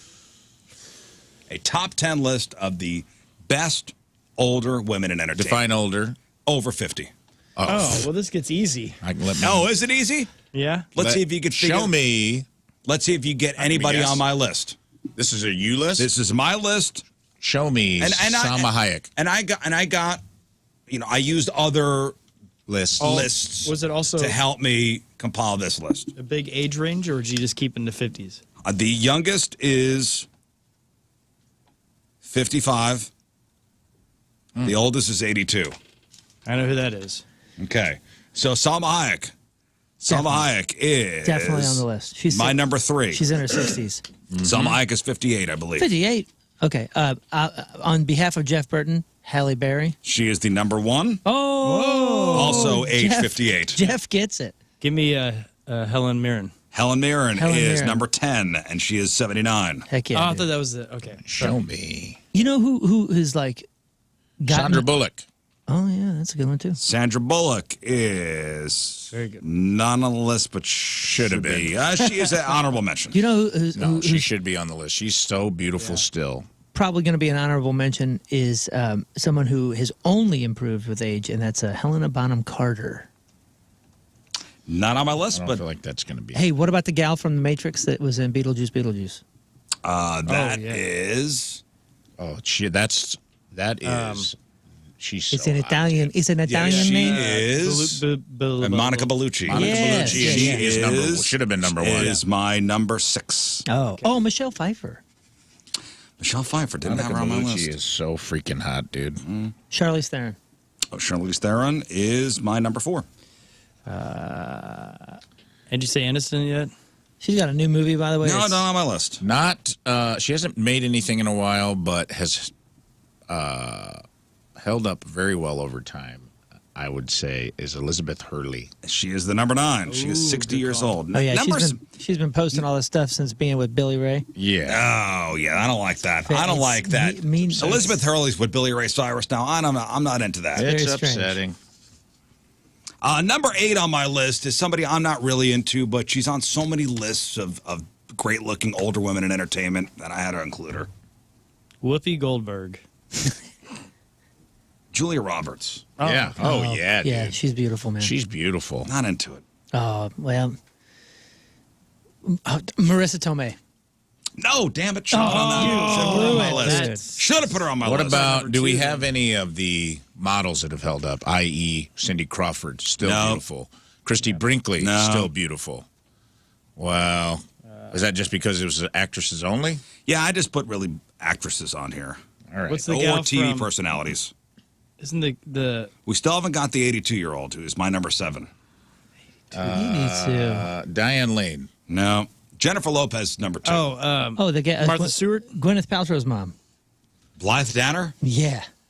How about Jennifer Lopez, number 2. Kate Blanchett is number 5. Oh yeah. I am into her. What about Julia Judge Louis-Dreyfus? No. I'm sorry? Judge Judy. Correct. She is my... She is the 82-year-old. Yes. Yeah, she is How's that not number one, by the way? Catherine Zeta-Jones? didn't make it. No, again, honorable mention. I'm going to say Jamie Lee Curtis just because that whole scene from, what is it, Trading Places or something like that? And from True Lies. True Lies. Like, she's just going to forever be one of the hottest humans ever made. Did not make my list. Sofia Vergara, I believe, is that up there. I also think there's Gina Gershon, still hot. Oh, dude, Andie MacDowell. Only gotten better with time. Holy smokes. Yeah, Marissa Tomei was definitely one I should have had on the list. Ah, what an idiot. Big miss. What an idiot. All right, let's do crap on celebrities. All right, time to find out what's going on in the world of music and entertainment with your crap on celebrities. Crap on brought to you by Mentality. The patients experience 30% increase in testosterone levels. Reclaim your health at mentalityhealth.com/radio. Oh, the mom from Wedding Crashers. That's, what's her name? Jane Seymour? Oh, yeah. Dr. Quinn, medicine woman? Yep. Oh, yeah. Julie Wait. Bowen. How old is she? She's got to be in her She's in her 50s. mid-50s. That's the gal from Parenthood. Or not Parenthood. 55. Yeah. Modern Family. All right. Of course, we have to start today. And I'm bummed that Learn's not here for a million reasons, but especially for this. Quote, "It is with more sadness than mere words can convey that we have to report that our beloved Ozzy Osbourne has passed away this morning. He was with his family and surrounded by love. We ask everybody to respect our family privacy at this time." That was the official statement after Ozzy Osbourne's passing. Yeah, I saw things start to pop up on social media yesterday, and even though you knew it was coming, and he's been sick for a long time, and it's still shocking, and especially after the concert. Yeah, mere weeks ago. A couple weeks ago. Let the conspiracy theories begin of that he's been gone for a while, and they didn't want the concert to not go off, so they put a fake in there, a stand-in. And then announced it. People are saying that? I don't know. I feel like they will. I saw one thing, not anything of note, but who knows? Well, somebody told me that he went to one of those countries that have assisted suicide, and he did it there. Who said that? Somebody. That's going too. I heard that one. Interesting. Well, let me get into some details here, and then maybe you can come up with your own theory. There is no word on the cause of death. Ozzy's biography is pretty well known, obviously. He's got to start with Black Sabbath, fired in 1979, launched a massively successful solo career. Then in the early 2000s, completely reinvented himself, made his family just as famous with that MTV reality show, The Osbournes. Now, along the way, he bit the head off of a bat. We all know that. And a pigeon. We all probably know that. Snorted a line of ants. Everyone knows that. Got arrested for peeing on the Alamo while wearing his wife's dress. And also consumed massive amounts of mind-altering substances. But he sold 100 million records, and he is in the Rock and Roll Hall of Fame 2 times. He was inducted as a member of Sabbath in 2006, and then as a solo artist last year. Now, his health took a turn for the worse in 2003 following an ATV accident in which he broke a collarbone, 8 ribs, and a neck vertebrae. There's video of that, by the way. There's video of that accident. Oh, really? So I'll get into that in a second. He re-injured this neck, that neck injury in a fall in 2019. And, of course, he was battling Parkinson's disease that they announced just a few years ago. Actually, I think that was only maybe diagnosed last year. He said the last 5 years of his life have been hell. In 2023, he said that his life has been, quote, 5 years of absolute hell. That was his actual quote. And yet just 2.5 weeks ago, he was able to perform one last time at the Back to the Beginning show in Birmingham, which raised $190 million for charity. Ozzy, as we all know, is survived by his wife Sharon, his daughter Kelly, and his son Jack. There are also some other offspring you may not know about. Well, there's Amy. Amy was the one that didn't want to be on camera for the Osbournes. Amy is a daughter of Ozzy and Sharon who opted not to be on the family reality show. There's Louis John, who he was on the show every once in a while. Okay. And there's an adopted kid. An adopted son named Elliot Kingsley. And a daughter named Jessica Starshine, all from his first marriage. Oh, I didn't know about the other daughter. Yeah, 3. Sabbath guitar player Tony Iommi said that he was heartbroken, adding, quote, "There won't ever be another like him." Bassist Geezer Butler said, quote, "So glad we got to do it one last time." And drummer Bill Ward added, You're in my heart forever. Now, here's a montage of music from Ozzy. As we all know, this is all stuff that... We all know the songs.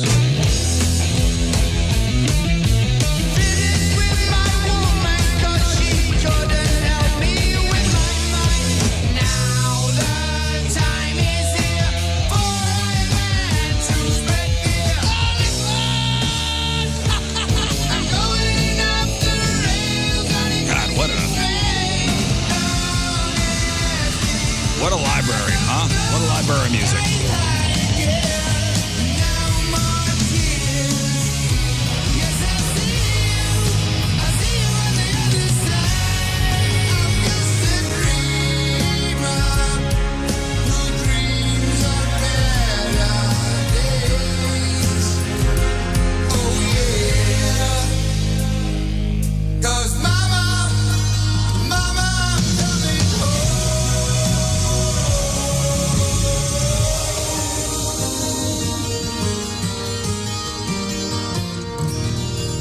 So a couple things. So here he is talking about when he bit the bat on stage. You get all these crazy people that come and throw this junk on stage, and I thought it was one of these rubber bats. I picked it up, it was a real bat. Was it alive? Well, it was till I bit the head of it. The taste of bats is very salty. He goes, well, it was until I bit the head off. So he thought it was a rubber bat, and he went for it. He went for it. Now, do you know of course, us in St. Louis, we have to make everything our own. So one of the headlines I saw was Ozzy Osbourne was a huge blues fan. Yeah. Now, we all know the famous mugshot of Ozzy wearing the blues jersey. That doesn't mean he's a blues fan. Unless he didn't shower. You know the story behind that, right? About the jersey? The story of Ozzy Osbourne rocking the St. Louis Blues jersey in the mugshot. So, May 15th, 1984, Ozzy Osbourne booked into the Shelby County Justice Complex in Memphis, Tennessee. So, police reports indicated that Ozzy was arrested just after midnight while he was staggering drunk on Beale Street. He was charged with one misdemeanor count of public intoxication. After 5 hours in custody, released from jail and informed that he would not need to return for a court appearance. So how exactly did the blues jersey and the mugshot come to be? So that year, he was on the Bark of the Moon tour. 132 performances, including 2 stops in St. Louis. He played the St. Louis Arena on February 10th, 1984, and he played the Kiel Opera House May 3rd, 1984. And it's believed he bought the jersey in St. Louis during one of his visits that year. Ozzy had one scheduled day off between 2 Tennessee shows, Knoxville and Memphis, May 14th, 1984. That turned into a night of drinking, ultimately leading to Ozzy's arrest. And he happened to be wearing the blues jersey. It's a cool shirt, and he bought it. That's awesome. It doesn't mean that he's a blues fan. Well, it just means either somebody gave him the jersey, and that was whatever was clean. Yeah, I always just figured it was someone from the Blues gave it to him because he was playing in town and he wore it on stage. And I always thought it was the next day he was in Memphis. So that was wrong. Okay. Yeah, he played May 3rd. He was arrested on May 14th. Okay. Oops. Or May 15th. So I mentioned that ATV accident. He said that it's been said that Ozzy Osbourne, cheated death a few times in his life, and this ATV accident honestly should have killed him. It was in 2003. It was caught on camera because it was in the middle of the MTV reality show, The Osbournes. Oh. So MTV was filming. Yeah. Here is the longtime bodyguard and friend Sam talking about this accident. Where is this? It should be in the folder. Let's see, Ozzy and Sharon on the painful fall. No, not that one. No, give me a second. What are all the, while he's looking that up, what are all the, you heard he was assisted suicide? What are the other rumors about this? Is that all? Yeah, that's all. That's all. The other one is someone I they saw died before and they had a stand-in. Wait, what? The other rumor is that he died prior to the concert, right? And they put a stand-in in there. That seems so unreasonable. Yeah, I didn't hear that. I heard that someone said that Kelly's kids were sick, and she had posted a couple days ago about how everyone was getting sick, mom, dad, and her. that the grandkids had something and that they thought Ozzy might have caught something. Like some kind of bug? Yeah, and then, like maybe he passed away from being sick. Well, I don't know. Really? All right, here's the... Yeah, it was based on a Kelly Osbourne post. Oh, you have it, Moon? I got it in your folder. Cheated death. Yeah, it's a wild story. Listen to this guy talk about this. Ozzy, can you breathe? Ozzy's laying face down. His body's pretty twisted. I turned him over and I put my head on his chest, and I hear no breath, no heartbeat, nothing. I remember tilting his head back and pinching his nose, and I cleared his mouth with my finger, and I remember breathing in his mouth 4 short breaths. I have got no memory whatsoever. He stopped breathing again, so I again cleared his throat. I just gave one good breath, and he started breathing again. He told me, just get me the F up, is what he said. I helped him up. Dude, isn't that insane? You know, it's crazy. And you think about this. So Ozzy Osbourne, by all intents and purposes, you know, was a drunken mess for most of his life, right? Thrown out of Black Sabbath for overindulging. The stories, you know, that Motley Crue told in their, you know, in their book about, you know, the escapades with Ozzy and being a, you know, drunk out in public and some of his antics. Somehow this man captured America's heart and captured the world's heart. Yeah, personality. Yep. And he was the, you know, without Ozzy, maybe there would be no Kardashians. Because they were the first family to do that whole reality show thing. Yeah, it was a fun show to watch. It was a great show to watch. So Doc's put metal rods in his back, and in 2019 he had a fall that actually dislodged those rods. He would be in nagging pain for the rest of his life. Here he is with Sharon on Good Morning America talking about the fall and how he was looking back at it. All right. When I had the fall, it was pitch black. I went to the bathroom. I just fell and landed like a slam on the floor.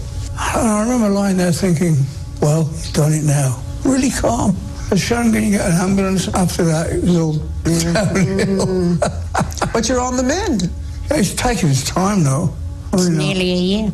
Worst, longest, most painful, miserable year of my life. Yikes. Here are Ozzy Osbourne's final words on stage after the song that he and Black Sabbath ended their long career with on July 5th, 2025. Obviously, Back to the Beginning concert in Birmingham. I mean, what a way to go out. Yeah, so this is the last song. This is the last Come to our final song for ever. I just want to say to you on behalf of the guys in Black Sabbath and myself, your support over the years has made it all possible for us to live a lifestyle we live. Thank you from the bottom of our heart. I love you, we love you. And it's a song called Paranoid. He sounds great. Yeah, for having Parkinson's and being in pain for such a long time. What a way to go. What an ending, huh? Go! Crazy's the last song! Come on! I'll give you a minute of this.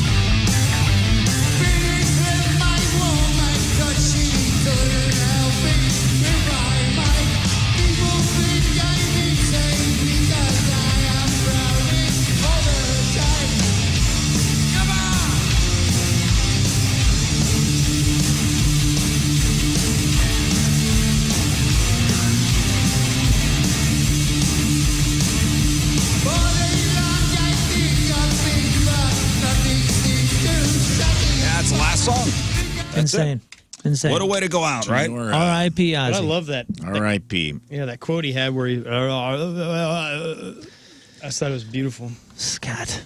If Ozzy Osbourne taught us anything, it's that you can go out on your own terms. And Stevie Wonder, how old do you think Stevie Wonder is?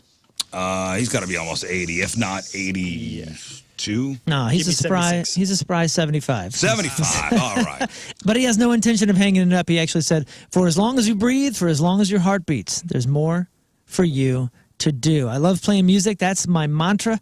I think I can do all the stuff I want to do. I'm not going to stop the gift that keeps pouring through my body. As long as you can imagine is as long as you're going to be creative, and as long as you let your mind work, you don't have to retire. So he's not going to retire and thinks Just like Ozzy, you just keep going. Stay off the ATV.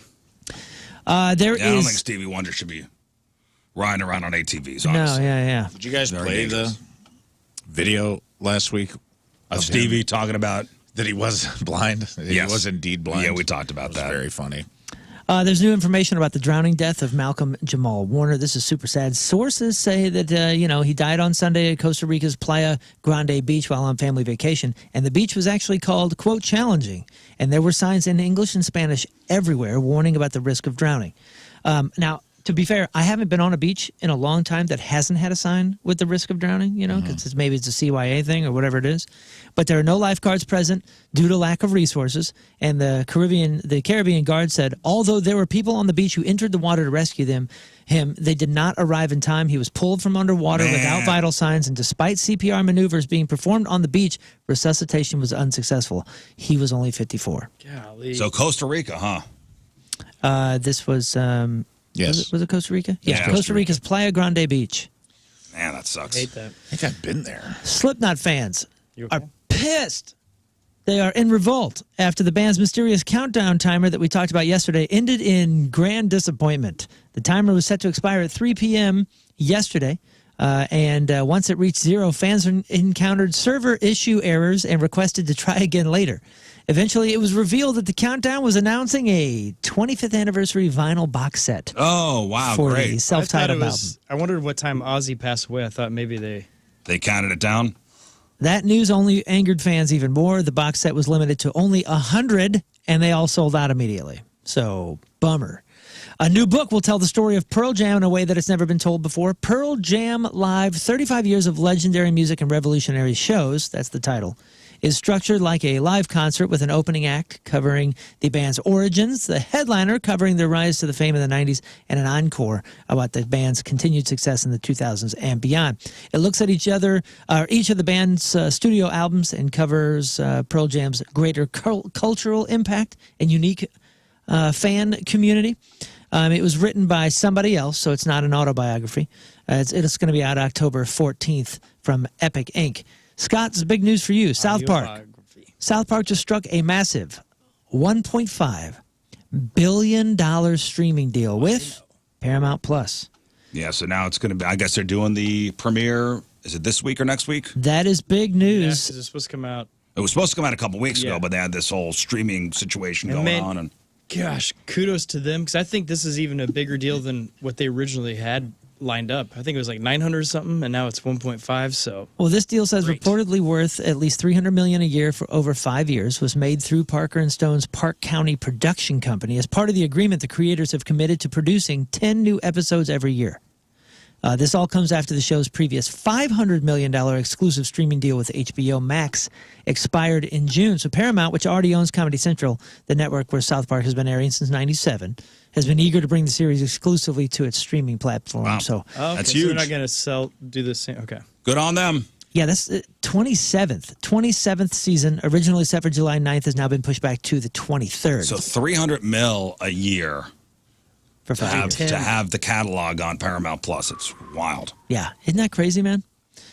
Pete Davidson is speaking out for the first time since his model girlfriend Elsie Hewitt announced that they're going to be first-time parents while stepping out for the premiere of The Home on Tuesday, whatever that is.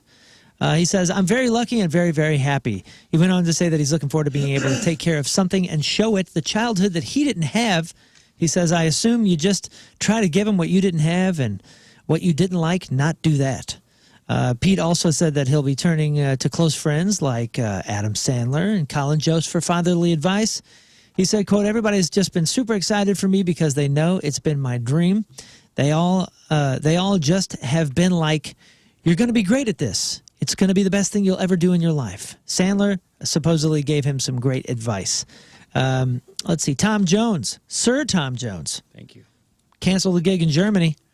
On Tuesday, just hours after taking the stage in Bremen, he postponed the show due to health reasons. He said, "Hello to all the fans in Bremen. Unfortunately, I must postpone my show this evening as I've contracted an upper respiratory infection that needs treatment and rest. I know this is disappointing and will cause inconvenience to you all, and I'm very sorry about that." So we're wishing him get well soon. He just celebrated his 85th birthday. Yeah, when they're getting up there, it makes me worried. Canceling gigs. I don't like that, Tom Jones. Yeah, I don't like that at all. We're losing too many people right now. Speaking of losing too many people, check this out. Pink Floyd's Dark Side of the Moon, considered one of the greatest albums in rock history. Did you guys know that it almost had a Beatle? Paul McCartney did some work on it. He was fronting Wings at the time. This was right after the Beatles broke up, and actually recorded vocals on the record, and Roger Waters ultimately decided to cut it. And here's what Waters said. Waters later said that McCartney's performance didn't fit with the rest of the record because, quote, he was trying to be funny, and it wasn't what we wanted at all. Roger Waters is a pretty serious guy. He's very serious, and that's a pretty serious record. Yeah, it is. Yeah. And I think Paul McCartney went into the studio and tried to joke around. But I got to hear this. What do you mean joke around? Like on what song? I mean, who knows? It's Paul. It's Paul. It's Paul. There had to be, I always think about his Christmas song, man. Like there had to be a meeting with the Beatles where John Lennon's like, I wrote a Christmas song. It's about war. It's called So This Is Christmas. And what have you done? And Paul had to be like, I wrote one too. Yeah. Simply having. Like, it's like the worst Christmas That's what song. broke up the Beatles, actually. I think it is. But it might be, they might be like, all right, we're heading in two different directions here. What made it the worst is when he was like, let's have my little cousin mix it and put the synth in your face. Yeah. Pink Floyd's David Gilmour would later play on McCartney's solo album, Give My Regards to Broad Street. But yeah, he got cut from the Dark Side of the Moon. And that's your crap on celebrities. All right, celebrities going to celebrating a birthday today. Harry Potter himself, Daniel Radcliffe, is 36. Monica Lewinsky is 52. Catherine Hahn, you know her from Step Brothers. Awesome. You know her from WandaVision and Agatha All Along. She's also 52. Our buddy Marlon Wayans is 53. Now, this next birthday girl is one of only 5 women to ever win Album of the Year twice. She did it in 2001, and she did it in 2008. Who am I talking about? You got to be kidding me. Say it again. Madonna. 2008. Only one of 5 women to ever win Album of the Year twice. She did it in 2001, and she did it in 2008. She has 27 total Grammy wins. The fact that Scott didn't say Alison Krauss is killing me. Oh, my Alison Krauss is 54 years old today. Wow. Hey, can I ask you a question? Sure. And this is on behalf of our entire listenership for the last almost 12 years now. Do you see the Y before the N in Wayans? When you say the Wayans family, you say Waynes. And I'm wondering, have you been looking at the word wrong? Is it Wayans?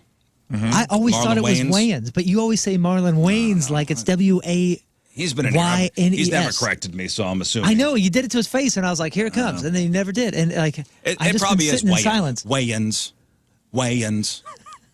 I just wasn't sure. Stephanie Seymour, she is the legendary Victoria's Secret and Sports Illustrated model. She dated Axl Rose. She is the bride in the November Rain video. Stephanie Seymour is 57. Speaking of Guns N' Roses, Slash is 60. Woody Harrelson is 64. And she was Mr. Rooney's secretary in Ferris Bueller's Day Off. Mrs. Poole on The Hogan Family.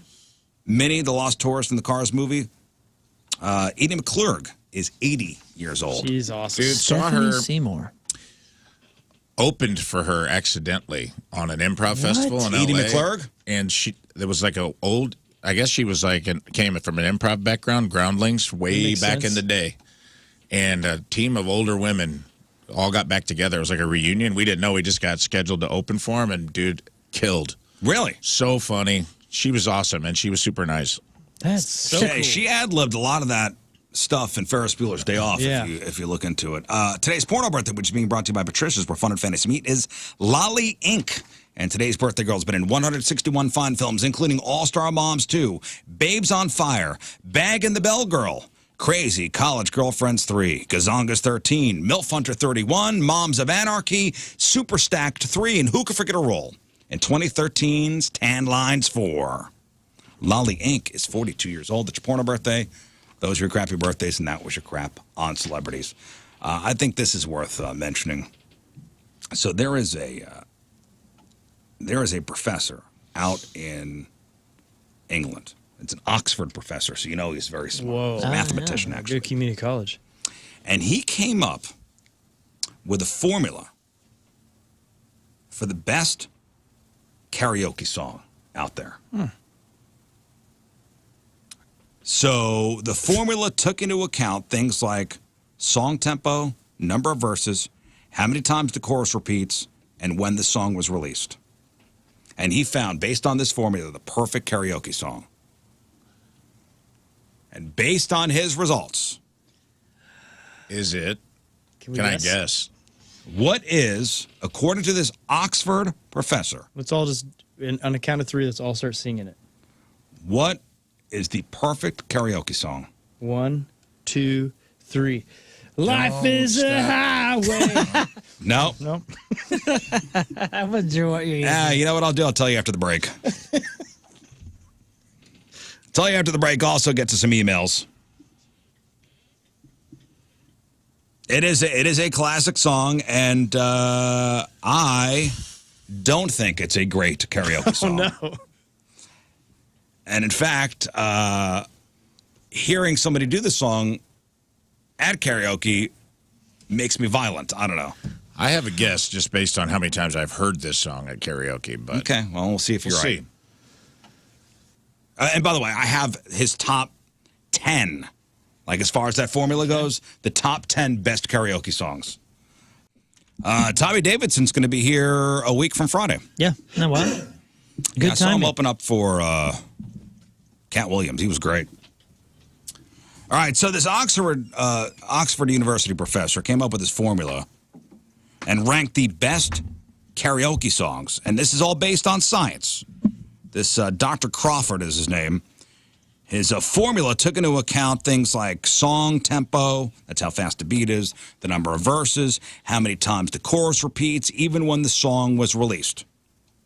And he found the perfect karaoke track usually has a faster pace with an average of about 126 beats per minute.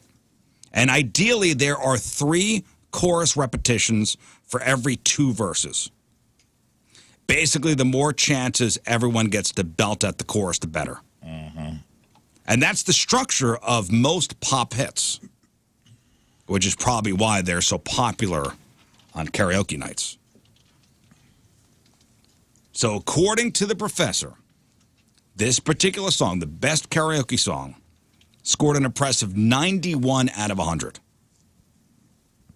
So does anybody want to fashion a guess as to what, according to this professor, what the best karaoke song is? Rafe Williams. Show me Journey. Do Not Stop Believing. Didn't make the top 10. Really? What? Well, because it probably doesn't fit into that framework. Oh, man. The top 10 Other karaoke than tempo, songs. I can't think of anything that would be wrong. The top 10 karaoke songs, according to the study based on science. I have a second guess. Go ahead. Show me contemporary hit Ice Ice Baby by One. Nope. I'm not a giant fan of karaoke, to be honest. But the few times that I've been out there, there's a couple songs that I always see and I go, oh, here we go with this. Go ahead. It's some guy that goes up and does Frank Sinatra. Nope. Frank Sinatra not on here. And then the next one is some gal that goes, oh my God, this is Cyndi Lauper. Girls, just want Nope. That's not on here. I will tell you. How about White Wedding? No, number 10, according to science. Best karaoke song, I don't know this song. It's Mario, Love Me, Love You. Or, I'm sorry, Let Me Love You. Let me that's a good song. love you. Won't you let me love you? Give What? you all the things you want and more. That's like an old 90s. I can't believe that's even. Let Me Love You from Mario is Get number 10. out of Number 9 is Wannabe from the Spice Girls. Number 8 is Adele's Someone Like You. Yeah, heard Adele's going to be on here somewhere. Number 7 is Natasha Bedingfield's Unwritten. Number 6 is ABBA's Gimme, Gimme, Gimme. ABBA. Number 5, The Proclaimers, I'm Gonna Be 500 Miles. Oh, yes. It's a good crowd interaction. Number 4, as far as the best karaoke songs based on science, is this one. Yeah.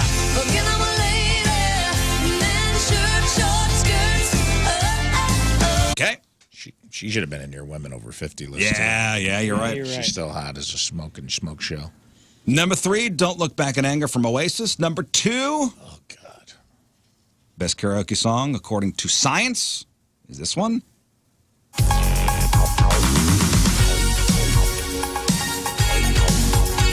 This one? Whitney? This is a good song, dude. That is a good karaoke song. It also sounds like Girls Just Want to Have Fun. Yeah, it almost Yeah, does. you're not wrong. You weren't way off with that. That's just the one that I point always out, see though, happen. that these songs have wildly different tempos. For him to have taken tempo as the number one. Faster pace with an average of about 126 beats per minute. That one's always Don't a Look drunk. Back in Anger is nowhere near that. That one's always a drunk 45-year-old, or probably 50 now. A drunk 50-year-old, and never in key. Never. 3 chorus repetitions for every 2 verses. But Don't Look Back in Anger is a huge chorus, everybody yelling it back to you song. Agreed. So that's why I picked Don't Stop Believin'. I thought that would overcome the tempo problem. Nope. And here you go. Here is the number one. According to science. Give us a hint. This song came out. Give us a year. In, the 80s. Okay. Okay, 80s. Give us a genre. Huey Lewis. Rock. Take on Me. This person is still alive. He's still alive. Billy Idol. He's still alive. It's a band. Okay. It's a band. This guy was the lead singer. Had to stop touring. Shiny happy people. They're still the band is still touring. Aerosmith. No, it's not Aerosmith. Okay. Because the guy had some vocal problems, and he's AC/DC. just starting to hit the road again. Nope, not AC/DC. Guns N' Roses. Nope. Oh, okay. Just starting to hit Motley the road Crue. again. Yeah, I'm just going to give it to you. Men at Work. And people try to pull this song off, and they cannot, because they cannot hit the notes. The best karaoke song, according to science, is this. Yeah, you're right. And it always starts okay. It starts and then okay. they get there and they probably think they're hitting it. They'll try. We're okay here, and then we'll start. Yeah. Whoa! Can't get it. Can't get there. Can't get there. We'll try. Try it. Whoa! Can't get there. Can't get there. But luckily, everybody else is singing along, and that's Yeah, the how best did we karaoke not? song. How did we not think of that one? Yeah, that was the give me right there. Doggone it. That's probably at the top of the list. They probably give you the binder and it's alphabetical, except for on the top it says "Living on a Prayer." A1. Yeah. Yeah. All right, before we get to emails, I want to read this Reddit situation, and I want your opinions on this. This is fascinating. All right, so this is a guy writing this. So my buddy Mark, 42 years old, got married on Saturday. My wife, Chloe, who's 32, we were excited to go. Mark and I have been friends since college, and I was a groomsman. Everything was going great until we walked into the reception, and I saw Sarah, who's 41. For context, Sarah was my college girlfriend. We were together for about 3 years, and it did not end well. It was a messy, drawn-out breakup that involved a lot of hurt feelings on both sides. We haven't seen or spoken to each other in almost 20 years. I've been happily married to Chloe for 2 years, and I rarely, if ever, think about Sarah. I was completely blindsided. Mark never gave me a heads up that she would be there. Apparently, he and his new wife are friendly with her through a mutual work friend. I tried to play it cool, but I was definitely thrown. Chloe, and the wife, immediately picked up on my mood shift. She asked what was wrong. I punted Sarah out. Chloe knows the whole sordid history of my breakup with Sarah, and she was instantly on edge. Throughout the night, I felt I couldn't win. Chloe kept accusing me of staring at Sarah. To be fair, I probably did glance over a couple times, but it was more out of shock and a wow, that's a person I haven't seen in 2 decades kind of way, not a pining for my lost love way. Mm-hmm. The real trouble started when Chloe went to the restroom. I was standing by the bar, and Sarah approached me. It was awkward, to say the least. She said it was a surprise to see me and asked how I'd been. I kept it short and polite, mentioning I was married and happy. The whole conversation couldn't have lasted more than 90 seconds. But of course, that's the exact moment Chloe walked back into the room. She saw us talking, and her face just fell. She came over, grabbed my arm, and said, "We're leaving." I tried to explain that Sarah had approached me, but Chloe was having none of it. She was fuming. She said I was disrespectful and that I was clearly still hung up on my ex. We ended up leaving the wedding reception hours earlier than planned, which was embarrassing as I was in the wedding party. The car ride home was silent and tense, and we're still not really on great terms. Chloe feels completely betrayed, and I'm stuck in the middle. So, this person's asking, am I the a-hole? I'm torn between being furious with Mark for not giving me any warning that my ex from a tumultuous relationship will be at the wedding, and feeling like my wife of 2 years completely overacted and showed a lack of trust in me. Who's more in the wrong here? Oh, Chloe. 100%. His wife. What's wrong with you? What's wrong with you, right? That's Yeah, what I thought. What's wrong with you, dude? Chill out. Give him- First of all, when you started this, I thought you were going to ask us, is it on the dude, the groom, to warn you that somebody's going to be there? And then I thought, maybe in your 20s, when, hang on, just let me get this out. Maybe in your 20s when you ain't got nothing else going on, and maybe that would have been a nice thing because you probably would have thought of it when you're making. Yeah, it was a deal then. Yeah, when you're making your list of invitees and you're like, oh, so-and-so just broke up with so-and-so 6-7 years ago. No offense if you're in your 20s, but you ain't got as much going on as you think you do. Now, 20 years passes, everything is water under the bridge. You're literally different humans. I mean, you are different molecular humans than you were in college. So is this on Mark? No, not really. He probably didn't even think about it and shouldn't because it doesn't matter. Chloe's a psycho. Okay. Yes, there are some people that say the friend is primarily the a-hole here. No, I don't Really? think so. You said they're in their 40s, right? That's Yeah, they're in insane. their 40s. Yeah, No, no. The friend is he should have sent you a quick message like, hey man, just a heads up, my fiance is friends with Sarah and she'll be at the wedding. No, I don't know. about that. Would you even think about? Maybe not in your that? 40s. I don't think I would. I wouldn't even. I think, in my heart of hearts, you know who the a-hole here is? The a-hole here is the guy writing this. Why? And I'll tell you why. Okay. Because he's being a total wuss about this. Your wife, who you've been married I agree. for 2 years to, Okay. she threw a fit and you just left. You're a groomsman, for God's sakes. And you let your wife's insecurity completely dictate the terms and force you into an embarrassing early exit? Well, You should have stood your ground and said, you know what, I love you, but we're not leaving my friend's wedding. What if she's My ex approached me. This conversation is over. What if she's a scene maker? Yeah. Or you have to deal with this for weeks on end. You're like, I'd rather just get home and embarrass myself now. yeah. But yeah, you're right. No, you stand your ground. You say, I love you. We're not leaving my friend's wedding. My ex approached me. The conversation's over. I'm here with you. We could talk about this later. Yeah. Instead, he let her control the situation, which only validates her behavior. Maybe even caused. I mean, be honest with you. she sounds like a potential scene maker. Yeah.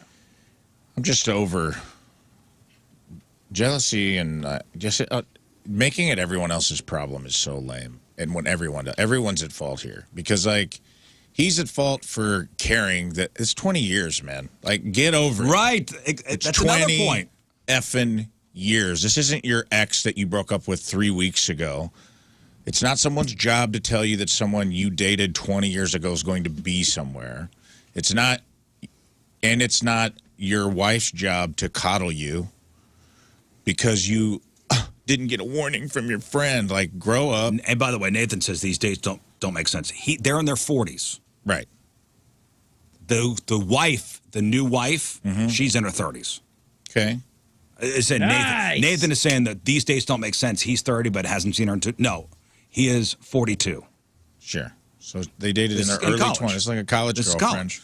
It's great. I have college girlfriends I was madly in love with, and I would be happy to see them. After 20 years, and I've had girlfriends that I've broken up with that it wasn't great, there was bad circumstances, but that stuff starts to fall away over time, and you're just like, hey, at one point you were a cool person, I was a cool person, we were kids, we were in our 20s. That's what I mean. It's Water under the bridge. Y'all are Yeah, different people. man. Like, he's a dork for, like, carrying and making... Right, yeah. So as soon as he made a scene... You're 42 and you're letting an ex that you haven't seen since your early 20s send you into this spiral that's going to ruin the whole wedding? But it's like he's bringing his own... But everybody brings their baggage into all this stuff, man. Like, you can't... When it comes to, like, other people. Like, you should be able to see that person and have a talk. And if you wouldn't have acted like... Oh, my God, I can't believe she's here. Oh, God, Julia's here. Oh, why didn't Ron tell me? You know what I'm going to say this is? How do you think your spouse is going to react? Like, why are you being so weird about her being here? You know what this is? When you could just be like, hey, my ex is here. I want to introduce you. This is an everybody sucks situation. Yeah. It is. It is an everybody sucks situation. I agree. Everybody Everyone's sucks bringing here. their own bull crap into this, man. And it happens all the time. It's like a never-ending... Meanwhile, the ex is cool as heck. She did nothing wrong. Well, meanwhile, Mark's up there going, what is happening? No, Where's Mark everybody sucks. Mark sucks for not warning you. It's a breach of friend etiquette. It is. Not at 20 years. There has to be a time Come limit on. on the I'm etiquette. not even going to think about... I wouldn't. I think that etiquette. About I think that etiquette is understandable within the first 10 years of this. No. But after 20, Hey, man, get out. it doesn't matter. What am I? I'm supposed to think about everything. I got my own life going on. I'm finally getting married. I'm 42. But you're a I'm this and groomsman. that. You're supposed to be good friends. You know the history. I mean, What? come on, You were you've just a groomsman for a guy that you. I mean, you've been best friends, whatever. But like, you don't see each other on a regular. You're not talking every day. This is an old friend. Yeah, but he knows. When's the last time she was brought up? That's what I'm saying. Yeah. Like, they're not talking about these people. No. Like, when is your responsibility and not mine anymore? That's why I said everybody sucks here. I think Mark is off sucks. the hook. No, no. The wife sucks for her massive immature overreaction. Oh, no. See, and and this you is the suck thing. for not. I've lost for friends. being so obviously rattled that your wife noticed immediately, and for not shutting down the conversation with the ex maybe more decisively. Maybe I'm sensitive about this because I've lost a few friends in these last couple of years and you reach out and you go, hey, how's it going? And then you hear through a mutual friend that they were upset with me. And I was like, oh my gosh, what did I do? Oh, well, he hasn't reached out in 3 years. And then I go, and my mind goes, well, they haven't reached out to me either, but wait a second. Well, we're in our 40s. No, we're in our 40s. You know, I got a soccer team of children and 3 or 4 jobs. Like, wait a second, we're not friends anymore because I haven't texted you in 3 years?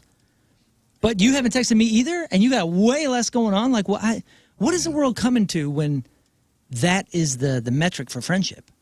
Yeah, and also I'm just thinking if they were in their 70s, would he have to still warn them every time, like, hey, your ex from 20? No, come on. You guys are being absolutely silly. There's a groomsman, and it's your buddy. I got a lot of buddies, man. You got a lot of buddies. I feel bad with my friends because I wouldn't think about it. I'm a groomsman of the party. I know, like my buddy Ben, like, you know, but one of my best friends, if not my best friend. Yeah. He knows my history. Okay, but maybe he's not even thinking about something because maybe your history, maybe he wasn't. Okay, he knows your history. You're saying this because in your life, you guys would be close enough where he would have been there at that time. He was there at that time. Maybe these people weren't. Maybe maybe what's his name, Mark. Maybe the groom had no idea what his college antics were. They've been friends since college, and they were together in college. So. Yeah. And I'll say this, my wife does get annoyed with me when I fool around with my old exes, and I don't know why. Everybody sucks here. Yeah, the guy didn't give quite a story. He said tumultuous ending. Could have been his fault. Yeah. He might be like, bro, you cheated on her. It still doesn't matter. Why do I got to tell her you did her wrong? But that doesn't matter. It doesn't matter whose fault it was. Stuff's just so. You guys are out of your mind. It's just so played out. You're crazy, dude. This kind of stuff is so played out. Like it's so boring. It annoys me. Mark, you guys totally just fine are here. making it seem like you're all above the drama. No, there will always Just be be drama. adults, be friends. There's always drama. My friends have drama, and I don't get myself into it. Just let them get over yourself. People can't handle maybe it's because I'm always in the mix when something's wrong. Maybe that's what it is. It could be. Could be that. I'm always, if there's drama, you're the guy standing on the side in front of his wife that's like, wow, Leslie came. She's looking hot, huh? You're like, why would you say that in front of her? You know she's mad already. Maybe Mark just thought that these people were adults and they were big boys. They could take care of themselves. No one is, though. That's the thing. But that's what I mean. Like, There's no so wait a second. We're not friends because I didn't text you. I thought you was a big boy. I thought you was a big girl. Or just work through it. Like an adult. Or why Be didn't like, you hey, say man, something? I was feeling kind of weird and jealous because your ex is here. Or I'd be like, I got caught off guard and I was acting weird and I'm sorry. Let's figure out a way to all be friends instead of everyone just acting like children, dude. Right. It's so lame. Yeah. I also think the poster's a puss for leaving. I do too. Figure it out, man. Figure it out. Or send her home. Well, that may not be the right. Why? I'm not saying don't do it. I'm saying like. Why? It's just. If you can't handle this, get out of here. I'm a groomsman. I'm part of this wedding. Get out of here. Yeah, like he's doesn't have anything else going on. I love it. I feel like if you grow up in a small town, you just have to accept that your ex is going to be you know what I mean? Yeah, Like, right. Yeah, you just do the pretend thing too. Whenever Maybe you. this is a city problem. You want him to come over and feed you cake too, man, while you're there? Because you're a groomsman? Because y'all know each other? Yeah. He's supposed to coddle you and take care of everything? Oh, geez. I feel bad for Mark. man. Mark, he's probably hammered. The groom's over there just trying to have a good time. These idiots are all on. angry with him. Like, I'm what? not Wait a inviting second. any of What did these I people do? anymore to I invited you to my wedding so I can feed listen, you. If I'm playing the odds, chances are he had nothing to do with the wedding. He just Yeah, that's showed a good up. point. That's a good point. He's got. Don't tell me he's got no time. He's planning a wedding. He's got no time. Yeah, he turned to his wife. He's got and goes, time. Did you invite her? That's the thing. When people think like, when they get upset with you because they think that you're not thinking about them as much as they need or want, or in the way that they want or need. First of all, if you don't communicate that, how is that person supposed to ever know that that's what you need or want? Yeah. You didn't sit them at the same table. Do you know what I mean? Yeah. Yeah. I'm sure there was some thought that went into that. Like, hey, they're coming. They used to date. I'll put her at table 9. He can be What if my ex who tried to run me over with a car was at the wedding? Now, I did have an ex at the wedding that I was at over the weekend. Oh, yeah. How'd it go? Yeah. And how did you feel? Did he tell you ahead of time? He may have. Now, hold on. Oh, this is why it's so sensitive. Okay. No, there was no problem. Did you make this post? Yeah, who emailed this in? What did Sarah say to you at the cake? Yeah, this Chloe. No, if now Have red hair in an elderberry company. Does she own an elderberry company? If it was the one like my high school girlfriend and he didn't give me a heads up, I'd kill him. But again, And it's that been a was long a time. tumultuous ending. But you've also let him know over and over again that would be the case. And this is probably one of those things where he's like, "Are you so caught up on that girl? You guys dated for like 3 months and you had a bad breakup? Come on, guy, get over yourself." Yeah. So this wasn't Crazy Ex. No. This was how long did you date this person? 3 months, 4 months. Okay. Yeah, hardly counts. That's right. I didn't even think it counted. Yeah. Now, The ratio is shrinking day by day. Did he give me a heads up? He may have. But when you saw her, were you surprised? Like when you saw the person at the wedding, were you like, "Oh, didn't know she was going to"? Did you even recognize her? Yeah. No, I did, and I saw her on the seating chart. Oh, okay. Did you tell your wife, like, see what I used to pull in? Yeah, that was kind of guy. She was a lot hotter back in the day. No, I gave them both boxing gloves. Boy, has she melted. No, how'd she look? She's got a kid, and we got kids. It's been 20 years. Yeah. Did she recognize you? Oh yeah. Because of the earring. Oh, you didn't have the earring yet. then. Oh, darn it. It was not a problem. Now, if it was the high school girlfriend, that would have been. Yeah. That would have been a different. There was beef. Yeah. What about in that situation? And almost court. And he didn't give me a heads up. So what was the wife's reaction when you're like, I should date that? Or did that not come up? They knew each other. Oh, they did? Yeah. Oh. Cordial? Yeah, of course. Well, yeah, because everybody's grown. Everybody's going to see how easy that is. And no, I know. So going back to the email, Chloe is not a grown-up for coming out of here and panicking and grabbing. You're leaving. Right. Come on, man. What? It was being handled in the moment. Being handled. And you missed out on the cake. You goofball. Yeah, you missed out on the cake. How are you supposed to know if it was good? It was red velvet. That's where you're supposed to eat the cake and cry at the same time. I can tell. So mad. Guy like Mark and yeah, Gina or whatever. Chloe. No, the bride. Red velvet cake for sure. I've had, I don't know. My brain doesn't work like that. I've had friends date exes, and I'm always like, it's fine. You know what I mean? Like later on down the road, it's like, yeah, you guys knew each other, it didn't work out between us. It doesn't make her a bad human, or it doesn't make you a bad human, because it just depends on the circumstances. I mean, if you think something's going on, you need a little time. You can't immediately start dating your ex, but it's like, I don't know, holding on to stuff for that amount of time is just wild to me. No. Yeah, we're all adults here. We're almost 50 years old. I mean, wait a second. I'm curious as to what your time, hold on. what your time is. I mean, Because I think there's a code, and unless you're in a small town and you just passing each other around because there's no other options. Well, that's a part of it. Well, yeah, Dating I'm saying pool's pretty shallow. You got to kind of accept that someone you know is probably going to date. totally. But I feel for the most part, if it's a big enough pool, find your own corner of the pool, kind of thing. Like there's a code there, right? Is there not some sort of code about dating somebody's ex? Maybe immediately. Like if it's like a fresh breakup. But if it's like 5 years down the road and that person's with someone else and you bump into someone at a party, like, hey, we hit it off and we're giving it a go, I don't think you should be I always pissed felt like about it. 3 days was the right time. Yeah. Day 4? Half hour. You and me. Yeah. I listen to my buddies on the phone. They break up, and they're like, all right, I'll slide in. Yeah. Slide in. Ugh. All right, let's get to a couple emails. Let's do like 2 or 3 emails. Moon, RizzShow1057thepoint.com or instant feedback through the Point mobile app. Emails brought to you by Glenn Brothers Garage Doors. Garage door giving you trouble. Call Glenn Brothers Garage, 618-900-4239 or glennbrothers.com. Good morning, Rizz, Moon, Learn, Rafe, King Scott. Hey, morning. I've been a long-time listener and a fan of your show and Point in general. My question is directed towards Moon. Oh, sorry.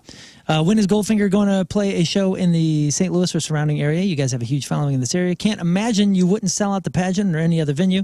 Run it by your bandmates and see what you can make happen. You're loyal and long-time listener, Dan in Waterloo. Well, fact is, there is a show in the works and it'll be announced soon. Been working on that for a while. Staying in the Goldfinger show? Yep. Oh, nice. Yep. St. Louis will. We did the pageant in 2019. It's been a number of years. Do you think that was a little over-the-top reaction, Scott? No, I'm excited. Gasp. People are pumped. Hey, that's one of my Did you levitate? childhood bands. It's them, The Urge. You know, I've seen them numerous times. We've been trying to set up a show with The Urge.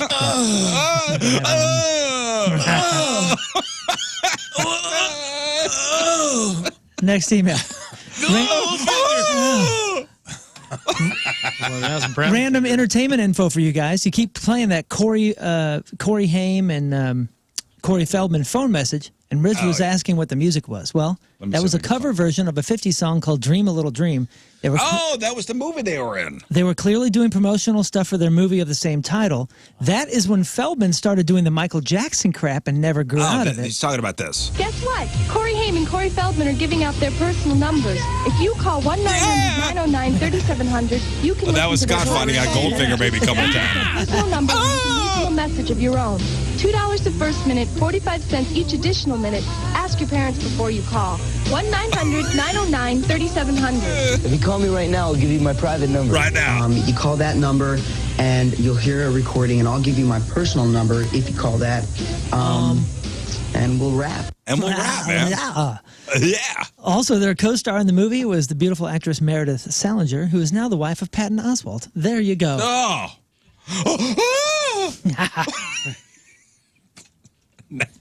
Next. This next one says, hold my hand, Scott.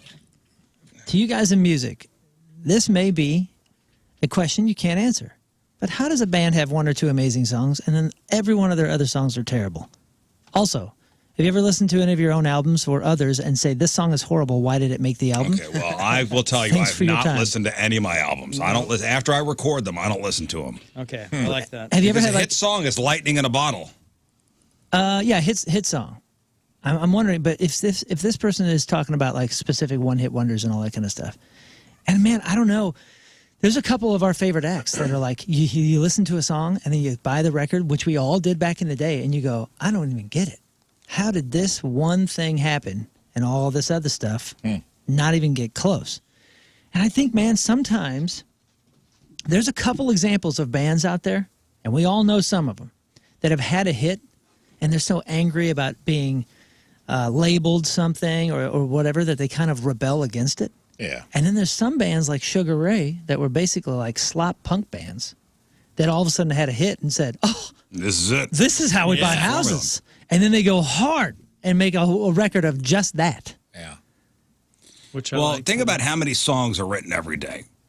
Okay, how many songs are written every year, every week? And of those songs, how many are actual hit songs? It's a percentage of a percentage. Yeah. I mean, it's next to it's nothing. catching lightning in a bottle. That's what it is. I think sometimes musicians really get in their head too, and they'll write something pretty naturally, and they don't even realize that they're maybe emulating another song. And I'm not saying copying it or any of that, but they're sort of inspired by it. Maybe they're even just like taking the structure because whatever they're doing feels like whatever they like in the moment, and then something turns real, and they find out that they're not songwriters, but they don't know that. A lot of bands don't know that necessarily, and they try to be songwriters because they're part makers. Oh, and there could also be somebody out there, you know, a songwriter who's got 50 of the best songs that were ever written and will never get noticed. Yeah. Yeah. You know, And so they've it's- put out albums, they've tried their whole thing, and it doesn't. It's all about luck, and it's, you know, it's catching that lightning in a bottle. Yeah. It's- I don't know, there's no formula to it. There's Dude, me and a buddy were going through 90s, just like 90s singles and hits. There are so many bands that had incredibly huge, awesome, like alternative defining songs and were garbage bands, terrible bands. Right. But the song just like was recorded in a way that just sounded great. That's why when you come across like a band like the Toadies and you listen to the whole record, you go, whoa, this whole record is perfect. Because also every album is well made. You know? What were we going to say, Rafe? Well, I was trying to think of a band that, like, because I felt like the way this email was phrased, they're saying, like, because I feel like is there a band that I'm like, oh, I love this song. And then I go to check out their catalog and I'm like, whoa, the hell did that song come from this? Like, the Shins was kind of like that for me. Like, I can't remember the song from the Shins that I, like, came up on a playlist. Like, oh, man. Yeah, new slang. New slang. Yeah, great song. But it's a very wild departure from their type of music a little bit. And I went and listened. And they're a great band, but I had to, like, dig to find it. Because I was like, I don't like this. And I like played 3 more Shin songs, and I was like, this isn't for me. Really? And I'm trying to think, and they're great. I found some other ones later, but I'm saying, like, you know, because I feel like the way they're phrasing this is like, I discovered a band with 1 or 2 songs. I'm like, I love this. And then when I went and listened to their catalog, it was just wildly different garbage. Right. Yeah. And I can't put my finger on it. You know, like, I was thinking about, like, There are plenty of these bands that, you know, remember the Flies, Got You Where I Want You? Got You Where I Want You was from the some movie soundtrack. Was that the video with the guy on fire? And it was just that it was one song that wound up being huge. Or maybe Harvey Danger's Flagpole Sitta. You know, like these huge songs. And you listen to the rest of the band catalog, you're like, Yeah. just catch Dishwalla, Counting Blue Cars, it just Dada, captured Disneyland. that one song. It's just great. And hopefully they made $1 gazillion off it and everybody got to buy a new house. And that was a big thing, too, buying the indie punk albums, stuff like that. You would hear a song that was just incredible. Then you get home, you listen to the rest of the album, and oh yeah, can't even listen to it. It's pretty much terrible. every record in the early 2000s on Victory Records had one awesome song. You're like, this The rest band was rules, and you garbage. go, whoa, this isn't a band. All right, listen, we got to take a break. We'll come back. Let's give away some stuff. We're going to play after the break. Majority Rules, I believe, is what we're going to play. Correct. So, Rafe, explain, please. It's very simple. We'll have a caller come in. There are 4 of us in the room. The caller will make the 5th member. I will give you a celebrity and or band or musician, and we will all write down what we feel like is the quintessential work of this artist. If, for instance, I always say Tim Curry, if you said Clue, and Moon said Clue, and King Scott said Clue, and me and the caller said Rocky Horror Picture Show, the caller loses. But if you're in the majority rules, and you win. And it's So you best just 2 have out of 3. your answer has to be in the majority. So, That's like, it. what And do you tie- think this person is best known for? Like, what Right. work? What song or what movie? Your answer has to be in the majority or a tie with what we say. That's right. And there shouldn't be a tie today because there's 5 of us. So 2 out of well, maybe there could be. A tie. Somebody There could be a an outlier.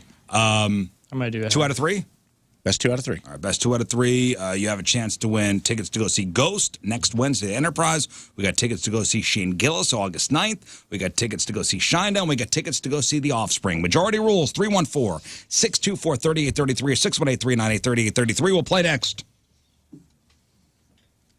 And we are playing Majority Rules. Majority Rules. That's right, Majority Rules. And today's contest sponsored by CarStar, your auto body repair expert. Hail damage, see them at carstar.com. All right, so we'll get you on the phone. And then Rafe will what? Rafe will? I will read you. I will say the name of a celebrity or band. We're going to start with actors, though. And we will all simply write down what we think the quintessential artwork of that person is. The movie they are most associated with. The thing that pops into everyone's mind when you think of this person. And then when everyone's written down their answer, we will reveal what the caller said, and then we will see if they are in the majority or the minority. Right. And if you're in the majority, you win. If you're in the minority, you lose. Tie goes to the caller. Okay, and 2 out of 3 majority rules. That's right. You get Ghost tickets, Shane Gillis tickets, Shinedown tickets, or The Offspring, whatever you choose. All right, let's go to Austin. Good morning, Austin.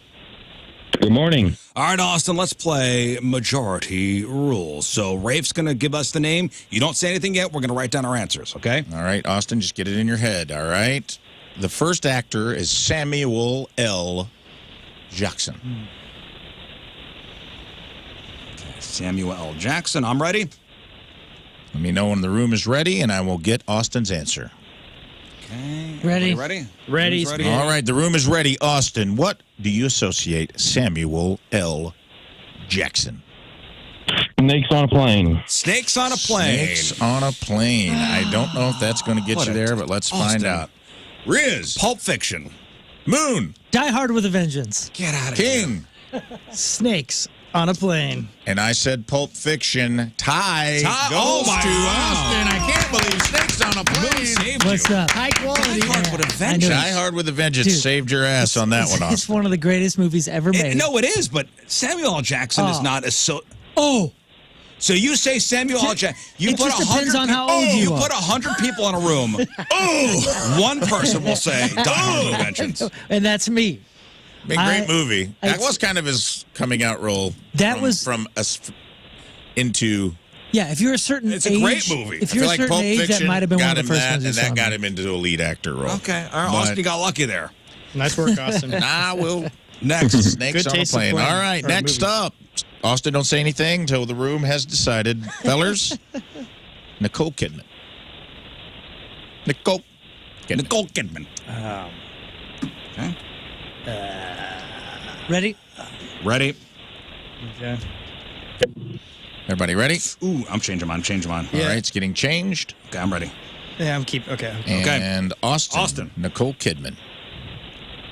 Eyes wide shut. Eyes wide shut. All right, King Scott.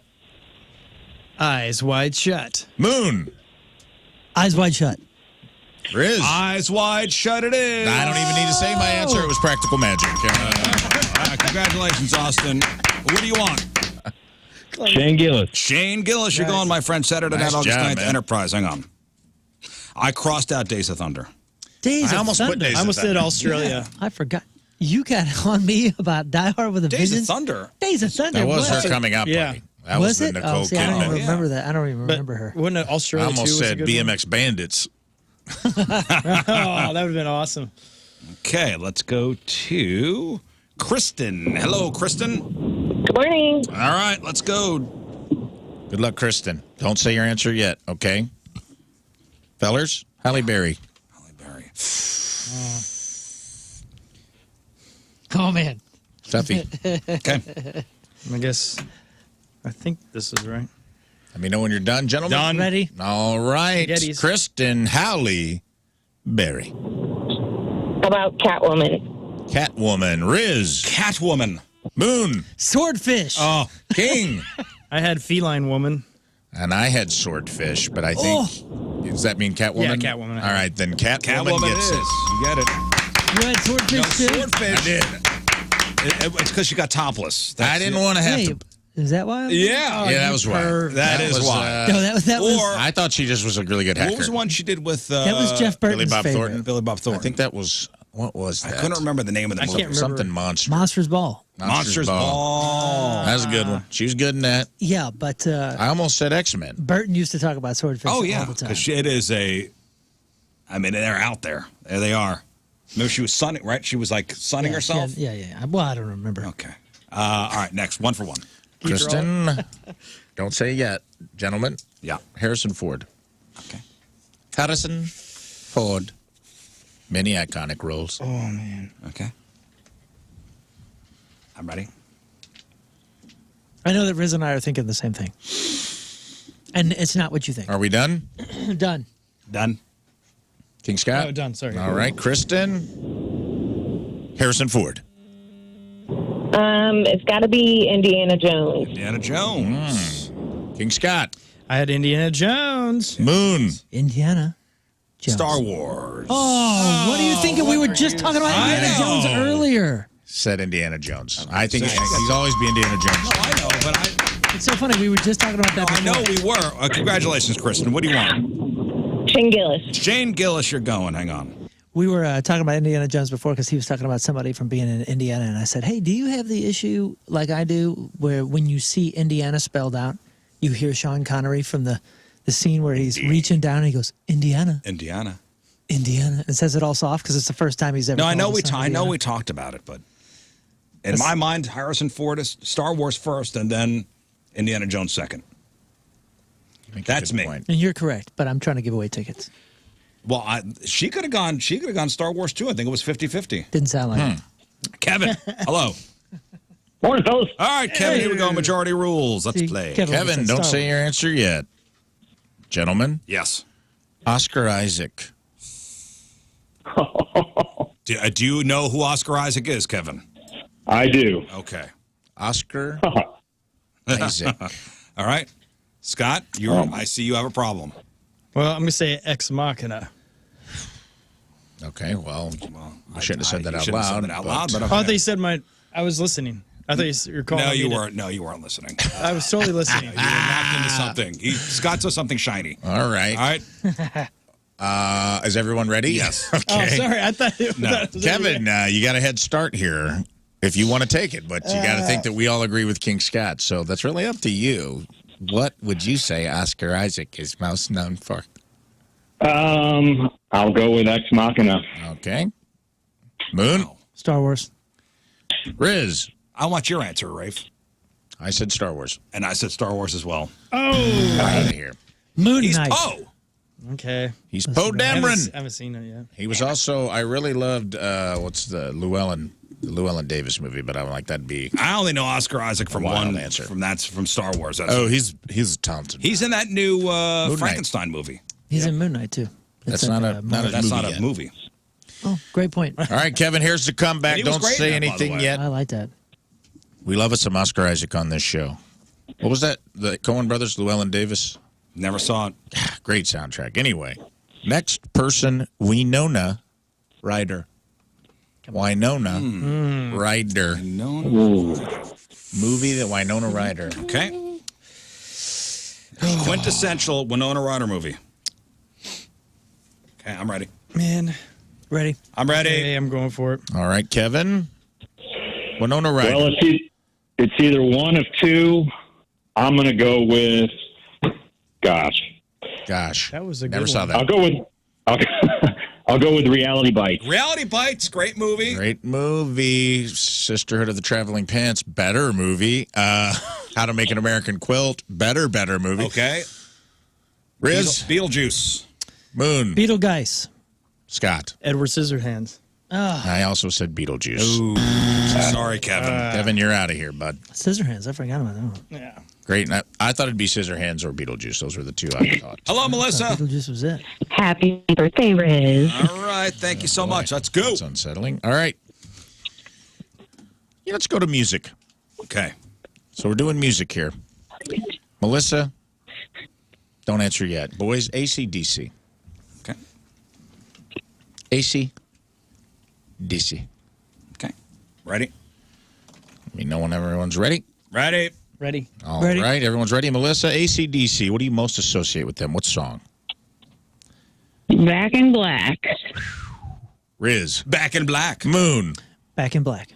King. Back in Black. I said Thunderstruck. Okay. Majority rules, Melissa. One for one. Rules. All right, next band. Melissa, don't answer yet. Fellers, Leonard Skinnerd. Leonard Skinnerd. Okay, ready. Okay. Ready? All right, Melissa.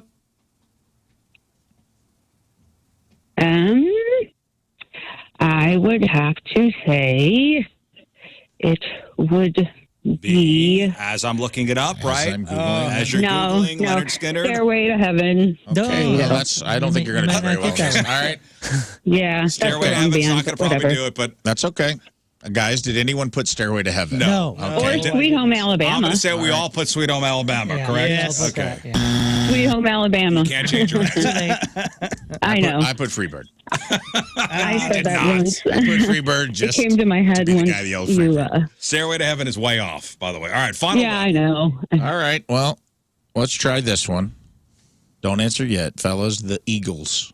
Oh, boy. Oh, The come on. Eagles. I mean, It's a the Stairway to Heaven. quintessential Duh. Eagle song. I mean, yes, they have a lot of hits, but there's one. I mean, there's one. There's one. Is there? Yes. There's more than one. No, there's quintessential. Are we done? Quintessential? Are we done, boys? We're done. All right, Melissa, what is the quintessential Eagles song? The quintessential Eagles song. Is. Did I already say it? No, just say it. Just say it. Here we go. 1, 2, 3. Hotel California. All right, King Scott. Hotel quintessential. Hotel California. Rafe? Hotel California. Okay, it's Hotel California. And we did it. Come on. All right, Melissa. What do you want? What a comeback. Shane Gillis. Shane Gillis. Hang on. Okay. I mean, yes, they've had some monster hits, but I mean, come on. You got, Jimmy John over here. He's so bummed about Oscar Isaac, and he's hearing these two. Eagleson well, I mean, Skinnerd. and Skinner. She I says mean, it's Stairway to Heaven. Here, just hand me the ball. Let's go to Chrissy. Hello, Chrissy. Hi. Hi. All right, Chrissy, here we go. Gosh. All right, we're going to stay with music. Chrissy, don't answer right away. Fellas, Z, top. Oh, man. Ooh, this could be a number of ones. Mm-hmm. Man, what? There's really only 2. Maybe 3. Maybe 5. Let me know when we're ready. Chrissy, do you have one in your head, or are you going to struggle with this? Oh, geez, I got a couple of them. Okay, wait, don't say it. Don't say it yet. Ready? I'm ready. Ready. All right, Chrissy. Yeah, Z, top. I'm going to go with, oh, God. I'm going to do legs. Legs. Rizz. Legs. Really? You're kidding. Moon. See, I would have gone rhythmine, but no one knows that. So I went with LaGrange. Great. Scott? That was my number 2. And I went Under Pressure. What? I don't think Like my that's... favorite. I don't know. It's the one song I could think of from that right now. I said LaGrange. Oh, man. Sharp Dressed Man. We have a tie. I didn't even Yeah. get one? Sharp Dressed Man and LaGrange were the 2. I was like, it's got to go that way, right? Under Pressure? Have you not heard that? Is that You a know ZZ Top song? Yeah, it's one of their other big. Under Pressure is a David Bowie, Queen, and Freddie Mercury song, but I believe there is also a ZZ Top. Yeah, they I have one didn't know titled that. that, but it's rad. It Well, rips. So is rhythmine. Your dumb answer. Congratulations to Chrissy. Got it. Chrissy, congrats. You really saved your skin on that. Under Pressure. Thanks, Chris. You owe King Scott more You owe than King anyone Scott. in the You room. owe King Scott. There's 2 Scotts saved you on that Yeah, round. Scott's Yeah, be saving you. All right, next All one. right, don't answer right away, Chrissy. Fellers. CCR, Credence, Clearwater, Revival. Ready. Credence, Clearwater, Ready? Revival. Okie dokie. Let me know when the Come on, room Rizz, you got is this. ready. And we will see what Chrissy has to say. I'm ready. King Scott, are you ready? I'm ready. All right, Chrissy. CCR, Credence Clearwater Revival. I'm going to go with, oh, man. Let's do, Have You Ever Seen the Rain? Have you ever seen the rain? Never seen the I don't know if that's rain. gonna do it. Moon, Fortunate Son. Rizz, Fortunate Son. King. Bad Moon Rising. And I said Fortunate Son. All right. Well, it comes down to this one. Beautiful song. Lot to choose from. Comes Okay. down to this. This last one. Here we go. For Chris, the win. For the win. Chrissy, do not answer until I have called upon you. Fellas, Black Sabbath. We talked about it a lot today. Black Sabbath. Okay. The quintessential Black Sabbath song. Ready? Can I cheat? No. Man, this is tough. This is a I'm tough having one. a hard time with this. No. It's one of 2. I No, agree. there's It's one of two. I but one of there's- three, but there's three. one. There's three. There's one. three. There's one, and we answered it earlier in the show. If you were listening. If you think about it. Okay, ready. Ready. All right, everyone's ready. Chrissy, what is the most quintessential Black Sabbath tune? I'm gonna go with Paranoid. Paranoid. Good answer. It was one of the three I had in mind. We're going to see how this goes for you. King Scott. I don't know their catalog. I've never listened to it, but I think it's his solo stuff, so I apologize. The Mama song, whatever that is. Mama, I'm coming home. Yeah, it was Mama. not a Black That's Sabbath. not It's an Ozzy song. It's a solo song. So far, we have. I don't know what that is. R.I.P. Ozzy. All right. And the last song that stuff's Ozzy ever sang was Paranoid. Okay, I put Iron Man. Oh, Iron Man. I also put Iron Man. Oh, it's a tie. Wait. That's a tie. That's a Oh, tie. it's a tie. Oh, It's a tie. She great. wins. Saved again. Congratulations, Chrissy. Again saved I by forgot the Iron king. Man. The It was king. either War Pigs, Paranoid, or Iron Man. That's- Those were the three. I had but I think because Paranoid and scratched it Now out. that you and say put those Iron Man. titles, Because I started thinking about, like, I am Iron Man. And I was like, dude, every football team ran out to that in the Yeah, 90s. I thought- Because that was, like, in my brain. I would have thought that too and been confused and juggling those three, except for Paranoid rules. when they decided to end the set with that. That was like, well, okay. According to them, it's Paranoid. Yeah. And if the band thinks their quintessential hit is Paranoid, then I guess I have to All right, agree. well, congratulations to all our winners. Good job, everybody. I got to Now? hit the road. All right, well, have fun in California. Thanks, man. Hey, if you're a SoCal Rizz Show fan, come up and say hello. I know you're going to be at Warped Tour. Warped Tour is the whole weekend. Saturday, Goldfinger plays.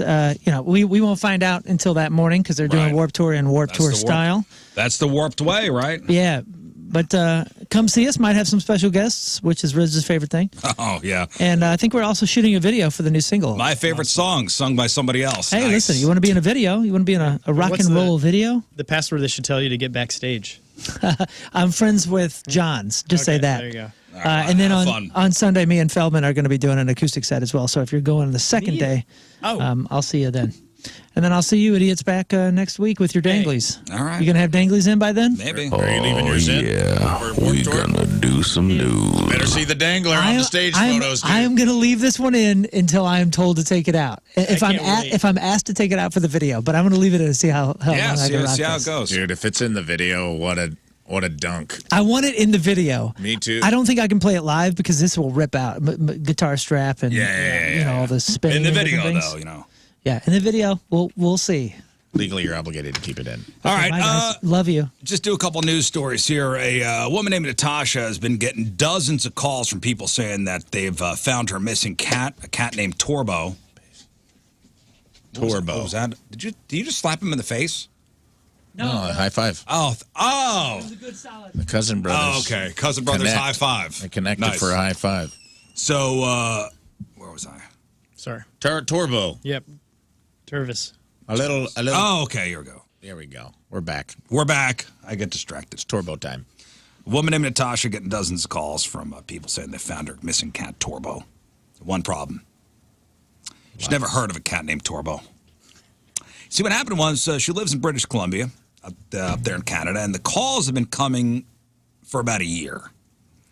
And the calls about Torbo have mostly been coming from the U.S., and she has no connections to the U.S. in pretty much any way. She does have a cat named Mauser, but Mauser is safely enjoying the air conditioning in her house and wasn't seen wandering around Albuquerque. And Natasha just now figured out what happened. You see, her partner finally got a call to her to explain how they got her number. And that person said the number was on a T-shirt they bought. The shirt had a missing cat poster with Torbo and Natasha's number. And the company that made the shirt said they pulled it, and a rep said the use of a real number within the art created was not intentional. And the woman says she plans to keep her number. She says she'd like a real apology from the company and added, I feel like I deserve a T-shirt after this. Yeah. Here are the... Or part of the sales. Here's the woman and her boyfriend talking about the calls. Hi, I think I might have found your cat, Torbo. Hey, I think I found your cat, Torbo. I just started receiving all of these random calls, and finally, Jonathan answered the phone, and he's like, why are you calling this number? It's 11 o'clock at night. They were kind enough to let us know your number is actually on a t-shirt that I bought. First thing we did was try to contact them on Instagram, and we did get a reply just saying, like, hey, sorry about using your number, but we're not making that shirt anymore. Yeah, it just reminded me of that. So if you had the phone number 867-5309, oh yeah, and that song came out, I'm sure you got a lot of phone calls. You hated that number. I remember who had it when I was a kid. Like, so you know somebody who had it? There was a kid. I was tangential, but it was a DeSoto area code, which was like 2 towns over. It was the 618-867-5309, and I remember I called it. I'm not gonna lie, I did it. And a lot of people I know did it, and it was like a kid that went to high school the next town over. And I'm sure it was annoying. And what was the area code? 618. So 618-867-5309. So that was happening all over the country at one time. And that's just a random, I believe, random phone number Tommy Two-Tone made up. I mean, now they have to use on movies and stuff like and TV 555. 555. So it's the first 3 numbers has to be 555. Is that a law, or is that just something they do out of courtesy? No, because there's some movies where it looks like a real number, and I wonder if the studio just reserves it, for a while. And I think there was a possible lawsuit that studios started making that mandatory. Because, man, that is a big bummer. If there's a huge movie and their phone number is an important part. Let's see. Is it a law that requires 555 in movies for a phone number? Let's see the prefix. No, there is no law that requires movies and television shows to use 555 for phone numbers.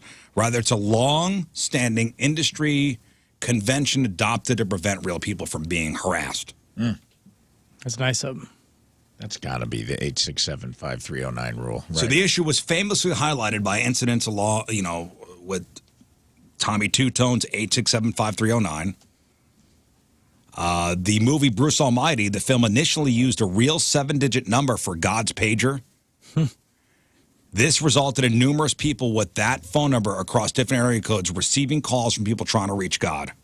For DVD and television releases, the number was changed to a fictional 555-0123. So there you go. That's awesome. And now you know. Now we know. It's just a courtesy. It's just and that's nice. And that's a courtesy. Yeah, thank you, Hollywood. Yeah, thanks, Hollywood. All right, one final break. We'll come back, wrap her up. That is it for us. Appreciate y'all tuning in. If you missed anything, the clip of the day is brought to you by Michael's Flooring. Also, the podcast brought to you by Dobbs Tire and Auto Centers. And today's podcast is titled Tonka 2 Electric Boogaloo. Tonka 2 Electric Boogaloo. All right, Scott, what else? Just follow me, King Scott Rules, and you guys have a great rest of your day. No, brother. See you tomorrow. All right, new Spread Zone later today, all about college football. So let's go. Yeah, let's go, man. Yep. Let's go. Swing away. All right, nope. We leave you with a selection from our Teamers Member of the Day, brought to you by Hot Shot Sports Bar and Grill from Alton, Illinois. Michael Brown is our team member of the day.